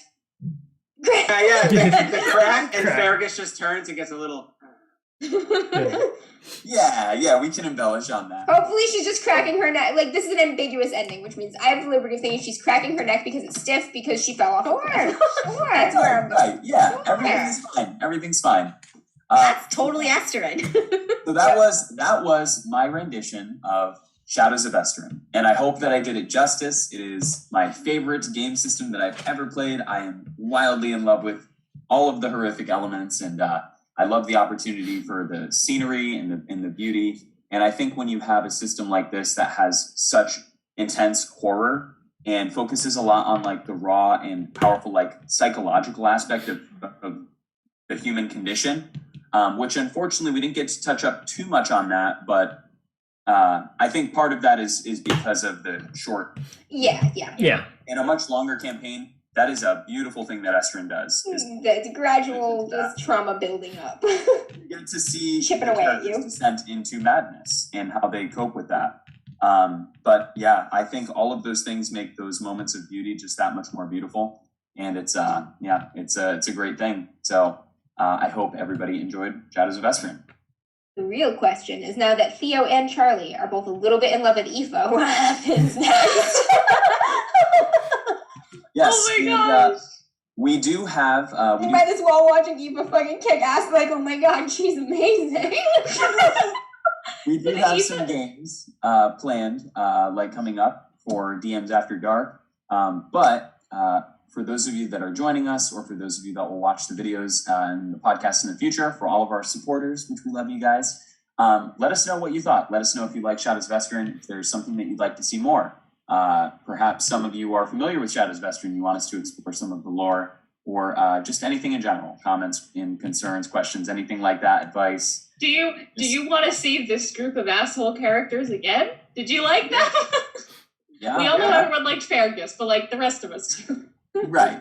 Yeah, there's no saying we can't come back and play more Shadows of Esteren in the future. You know? Yeah. Right. What did you guys think? We've got still about 10 minutes or so. Anyways, if we want to wrap up at the 3-hour mark, do you want to do a little recap of our experiences for Esteren, what we liked, what we didn't like, that kind of stuff? Sure. I'll let you guys kind of take over. I was the game leader. I'm probably the most familiar with the system as well. So I'd love to hear from you guys. Some of you being your very first time, others of you a little more experienced with the system. Am I still muted? No. Do we want to work off of like the review criteria I kind of set among our little group let's do that. Or just free form? Yes. Okay. So while you guys are doing this, I'm going to refill my blood orange. We'll talk about our player experience. Margarita mix. Again, I didn't say the brand, but it may be 100 or 1900, so it's fine. I'll be right. So just because I'll pose the questions, I guess, because I'm the nerd who loves thinking about game design and how this goes. And this was my first experience with Esteren, and it's great. It's such a flavorful system. My first question was like, what does the game want to do? And like in its tone, setting, its complexity, and how do the mechanics work to enforce that? And I think if I could just answer first, I love the horror aspect of it. And like, I know we didn't do a lot of mental resistance rolls and how that snowballs into character traits, which is really, really great. And I hope that we do get to explore that in the future. But I think that the shining thing for me in Esteren is just the setting is so beautifully crafted. Like, if anybody gets a chance, go check out Studio Agate, check out Shadows of Esteren, and just take a look at the first book. I believe is free on drive-through. Yeah, book 0 is free. Yeah, book 0 is free, so like you can get a taste of just how much work these people have put into this game. It is beautiful. It's really, really great. Yeah, I would agree, Rainey. I think that I love the world. It's one of the best designed worlds that I've ever seen in a role playing game. It's lovingly crafted. Amber had described it as lovingly crafted, and it's really, you can tell it's such a work of passion by the people who did it. And it's got music. I mean, it's got recipe books. It's got everything that goes along with the world. It's not just hey, here's this world that you play in. And then getting outside of that, and you guys got some of a taste of that tonight when we played. We had some combat and stuff. The system really just gets out of the way and lets you play like a really good story because it's very intuitive. You roll 1d10 and you add something to it. And that's really a good game. A good game role-playing game system gets out of the way of what you're doing. It's not in the way. And I think Esteren's a really, really good example of that. One of the things that I love most about Esteren that I think the system is trying to do and does well is Esteren loves duality, like the theme of duality and the theme of juxtaposition of opposing forces coexisting inside one thing. And you see that a lot with like the raw beauty depicted in the setting contrasted with the horror. You see that in the character creation where all of your ways, they're not good and high, or not high and low, are not good and bad. They one strength, like a high in something, also has an equally bad weakness. Like they're just points on a scale. So that contrast comes up in character play a lot. And even in like just elements within, like there's the Demorthan, who are very close to nature. They represent a very traditional way of life and spirituality. And then there's like Magiants, which is just like ruthless, cold progress in some ways and scientific method. And then you have the one temple too, which is like a different the kind of temple. Just adherence to tradition, or actually a new religion. You know what I mean? Like it's like the Crusades. It's an oppressive religion versus the kind of holistic one that was there first. And there's conflict there. So just the nature of duality, exploring duality within people, duality within the world, and themes like that. And there are mechanics that support that in Esteren. There's no good or bad, like high and low is not good and bad. They both have their strengths and flaws with every single number. Yeah, so for me, one of the things that I love about Esteren is the grittiness of it. I feel like for Esteren, unlike most other games, you're not really playing like a superhero, right? You're basically playing like an average person that's like struggling to survive. There's a lot of other things. Yeah, there's like spirits, there's Magiants that has like, this weird magic science, but at the heart of it, you're still playing kind of an average person that's doing their best. There are hero moments that you have, but you're not this like crazy high level, super powerful person. You're still struggling to survive and travel and dealing with regular things like falling and breaking your arm and like, worrying about plague and starvation and things like that. So that's one of the things that I love about Esteren. But also, that's a really good point, because eventually we need to talk about hit points as like a mechanic in games, because like you're saying, in like a game like Dungeons and Dragons, you fall and you just roll and you go, you take 3d6 points of damage. There's no like narrative. You break your arm and you're screwed. You know what I mean? Like, which I love. Yeah, that system right there. Humans are this squishy. That's what they always are. Always that squishy. Exactly. Yeah, you don't gain hit points. Yeah. For those of you who will be listening to this, if it's only audio or whatever, it basically has a health track where after you take a certain amount of damage, you're taking negatives to every one of your rolls. Every one of your rolls too, not just physical. And I really like that because, like, I agree. If you are seriously injured, your mental capacity is drastically, it's messed up. Like, make a mental resistance check. You have a broken fucking arm and you're in pain. Like, you're already afraid of death. Not at your most resilient. Right, exactly. Yeah. Absolutely. I will talk really, really quick just because we are coming up on 9:30. But I was one of the folks where I had never played Esteren before, only heard of it because I'm friends with Troy, and that's how I knew about it in the first place. And I think it's really excellent. I will say, it did take me a bit to get used to the rules. Obviously, three sessions in, I'm still just like, hey, is this how this works? But the fact that it is just 1d10 and it's not like you don't need like a million dice for a million different things. It's 1d10. Here it is, done. That does help a lot in its favor and did make it easier for me to learn and understand. And there are also a lot of great character options. I was talking earlier with chat about how there aren't really classes, but there are professions. And even though technically Eve is a hunter, in D&D terms, she would be like a barbarian, and she played more like a barbarian based on the way I built her. So you really can kind of just build your character to be a person.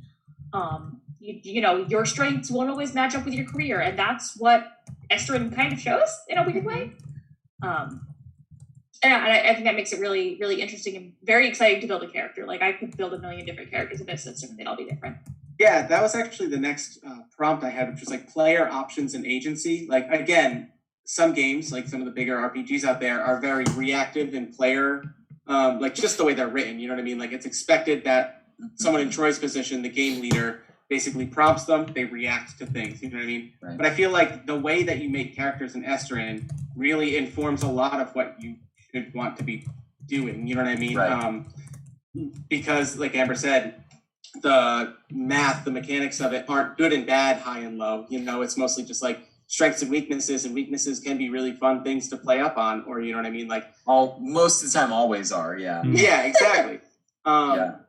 Actually, that leads me to my next question, unless anybody has any other player options comments. Has Christian got to talk yet? I just want to make sure. I did. I'm good, yeah. You did? Okay, perfect. Okay, quick comment on agency and options. So, Esteren, you have a ton of agency during character creation, but once that's done, you're going to be beholden to what you actually put down. There's kind of a give and take and a shared narration with the GM and player that you might not be used to if you're more used to playing something like Dungeons and Dragons, where like the GM is supposed to know your character really well. So you might want to do something. The GM will be like, actually, you're terrified, and this is what happens in this moment. Like they might remind you that sometimes you are out of control. Yeah. And that is true, and that's something that I enjoy about Esteren. Honestly, I feel like it gives it a more authentic experience. It adds to that grittiness, right? It adds to the risk factor. There is a mechanic that was introduced in the official campaign, Beard, which is, I believe, called Passion, and it's basically a new. I think it's Passion, anyways. I might be mistaken, but it's basically a new mechanic where if something that is very important to your character's narrative arc. If you are experiencing something that is opposed to that and you want to act contrary to how you would, you have to make a roll. I think it's called, maybe it's not Passion, Drive. I think it's called Drive. So the example I'll give you really quick is one of the main characters, I believe his name is Owen or Eogan, I don't know how to pronounce it, but his main narrative arc is that of love. Basically, it's tragic love. So if he experiences something, let's say his party is in trouble, but also the love of his life, Celine, I think is her name. If she is also in great danger, and he says, "I'm going to go help my friends." Well, as the game leader, you might say, "Okay, you know that like this is dire. You might never see Celine again if you choose this. I want you to make a, I want you to make a drive check. Yeah, can your character actually do this? Then you act in the best interest of the woman you love, like, and cool. They have those things. Yeah. Again, I think that was introduced in the official campaign of Deard, and it adds a fourth page to the standard character sheet. Is that the Kickstarter? Because there's a Kickstarter that's running for it too. Yeah, Deard 2 is the next Kickstarter that Studio Agate. That is actually live right now. So it's live right now. Yeah. So I believe it is. So go look for it and Kickstarter it if you like. Just been recently. Yeah, so I saw something. I'm pretty sure I'm pretty sure. I think there was a reminder for it, but yeah, keep your eyes peeled for more Esteren content coming to Kickstarter. Such a great company to support, guys. Studio Agate. I got to meet Nell, the creator, and he's an amazing person. You can tell that he put his entire heart and soul into creating this, and it's his life's work, honestly. And he's done such an incredible job of building this world. And one of the things that I love is I feel that a lot of this inspiration for him came from the experiences he had of playing with his friends, playing with his closest friends. He would have things come up where he would play through things like a act or a scene in a play, right? And maybe he wanted to have a discussion with a character on the side. And he talks about these experiences in his books a little bit too, which are really cool. And I think that is it's cool to come from humble roots. So Shadows of Esteren is definitely deserving of support. And from what I understand, we have a very loyal fan base. Like online. People that love Shadows of Esteren love Shadows of Esteren. I have Oghamstone runes tattooed on my back. Like it's so dedication. Real quick, if I could prompt you, Troy, that actually you kind of touched on both of these things, but I love talking about when we're talking about a game and developers and things like that, how involved that company is in engaging the community and keeping up with like output and stuff like that. Because sometimes you get a game, they put out one book and then they're like, that's all you're ever going to get. Like the rest is on you. Go ahead. Like if you got a problem with something, remember your own rules. It seems to me like Studio Agate's pretty responsive, pretty active. Yeah. Like, because again, like it's not one of the, big name RPGs, but it has a strong following. People who love it. They're involved. Yeah. Absolutely. And that seems like art books, song tracks. Oh, exactly. Video games. Yeah, like it's really great how much this company does.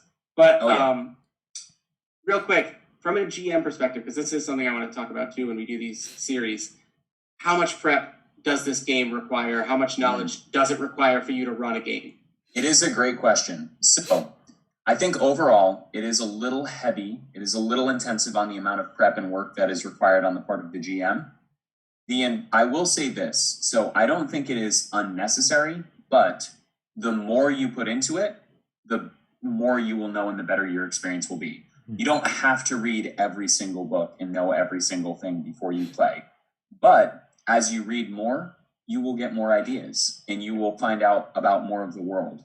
And I think one of the best things to do is check with your players on the things that they want to explore. If you have a whole group that is all about occultism, well, then it would probably behoove you as a GM to read the Black Moon Handbook and the Book of Occultism, right? You probably won't have to read the Monastery of Tuath, which is the kind of the Temple of the One God book, right? but explore those things, right? And as you delve into the books, as you learn more about the scenarios and the campaign setting, you'll find things that you are interested in as a GM as well. Maybe you really love that conflict between the temple and the Magiants. Or maybe you really, really love the idea of the Demorothin and the Morkali, which are the evil Demorothin, basically. And you want to run a campaign around those primary elements. So you have a little bit of liberty in what you want to pick and choose. And in fact, I would say from a GM standpoint, one of the things that I've run into, one of the craziest things is that in the campaign I've been running with Jess and Amber for almost 2 years now, there is so much that we haven't even scratched the surface on, that we haven't even explored. And it's just because the world of Esteren is so vast, right? Yeah, the lore is deep, for sure. Like, lore. Because again, we were talking about this. Like, this game is at the forefront setting. You know, setting is everything, tone is everything. Which I think is my big takeaway from this game that I really like. I just want to throw out there too, just to cut in really quick. One of the things that we were just talking about is how I hate reading rule books, right? They kind of read like history text and they kind of read just like rules. But one of the beautiful things that I love about Esteren is all of the lore is like written in little short stories, right? You get to learn about the world through like stories that people from the world are telling in a way. Yeah, literal people that exist in your world. Yeah, and it's wonderful to read. It is wonderful to read and learn about. That's so funny. Yeah, Jess, we could not be more different. I was going to say the same thing. I was going to say that it's a wonderful flavor thing that they do that, but as a negative from someone who just wants to, like, you know, if you're just running the game and you need to look up a rule or something, that is a huge pain in the ass to try to find something, you know. So that's a negative. I mean, it's positive in my book. Yeah, well, it's just like a stat. It's just like an Esteren stat. It depends on your point of view, right? That's such a good. Yeah, it's like the stats, you know. It's could be good, could be bad, and it's but it doesn't mean that it's something that's And being a little rules light helps with that too, right? Yeah. Shadows of Esteren is a fairly rules light setting, and they emphasize multiple times in the books that like the experience, the story, and the characters come first. The rule more important. Second. Very important. If you need to fudge something, or if you think a rule is stupid, whatever makes sense for the scene, go. Yeah, exactly. So, so that helps. If you're like, God, I don't know where the hell to find rules on drowning, just wing it. Just come up. Right? Like make stamina checks until you die. Yeah, right. The rules are on catching someone from a fall. So I'm just going to say you both take 1d10 damage. Fuck it, right? Pretty good. So it works good enough. So, cool. Yeah. What do we have coming up next, Sarah? Oh gosh. Well, it's funny. I don't have our schedule. Oh wait, I don't have our schedule right now. But what is it? Mothership is next. Mothership. Yes. I'll actually talk about that because I'm running it. So Mothership, what is Mothership? So first of all, October, we're going to have 3 games we're going to stream because October is spooky and we're going to have a bunch of horror games. Rainy sucks, so he's going to miss at least one of them, possibly 2. Out on stream? Yeah, screw him. You know, he said we could do it. Fuck Rainy, everyone. Fuck Rainy. Rainy is scared and he's running away from October. I don't do horror. I'm scared, and I'm coming back to run my not so scary Halloween Kids on Bikes game. So next week will be Mothership, which is sci-fi horror. And that is, I will say, next week, as in October 1st. Yeah, October 1st, next Friday. Yeah, so we're gonna instead of going every other, because we want to get as much spooky in as possible, because that is how this group rolls. October has 3 spooky themed one shots. That's right. Please continue. So Mothership, sci-fi horror. Think Alien, Prometheus, those sorts of movies. As a matter of fact, I will give you a little bit of a teaser. These people, minus Rainey, who's not going to show up, are going to play the crew of a salvage vessel looking for a lost mining ship, just in a star system that's kind of out there that a ship went through a couple hundred years ago, kind of marked that it's here, and then left. And this mining company bought the rights to the mineral rights to the planet. The ship was sent out there a year ago. Nobody's heard anything since. But the captain was the niece of one of the board members, so they need to find her and they need to find the ship. The crew they don't care about as much. So that's what that adventure is going to be. After that, we're going to skip a week. We're going to have a podcast episode on playing horror games, and then we're going to do Bluebeard's Bride. Amber, if you want to talk a little bit about what that is. Yeah, so I'll be GMing Bluebeard's Bride. It is a game put out by Magpie. It is feminine horror, so it explores the horror of being a woman or a feminine aspect gender. It's It's a very serious game. It is a very difficult game. It contains almost nothing but very challenging material. And I will put out a large disclaimer for everybody. I want you to be able to view safely. We're having an in-depth safety talk with all of our players before this game. But the intent of the game is to force you to be extremely uncomfortable about extremely serious things. And the mechanics, they're brilliant. They do exactly that. And as much as what is there in the mechanics as what is not there are very poignant, and they make serious points about serious things. I'm really looking forward to doing it. But basically, all of the players play an aspect of the bride's psyche as she explores the haunted mansion of her new husband. That's sick. Really looking forward to that. I actually played it for the first time at Gen Con. My GM was fucking fantastic, and I learned a lot from her. So I'm super excited, and I hope I do the game justice. Solid. And then the last one, Rainey. After Bluebeard's Bride, we're going, we play our Twitch streams bi-weekly. So the Friday after that will be another one of our podcast episodes about running mystery games, because my game is going to be pseudo mystery, less horror. It's October 29th, right before Halloween. I don't do horror, which is why I'm being a little bitch and not playing in these scary games.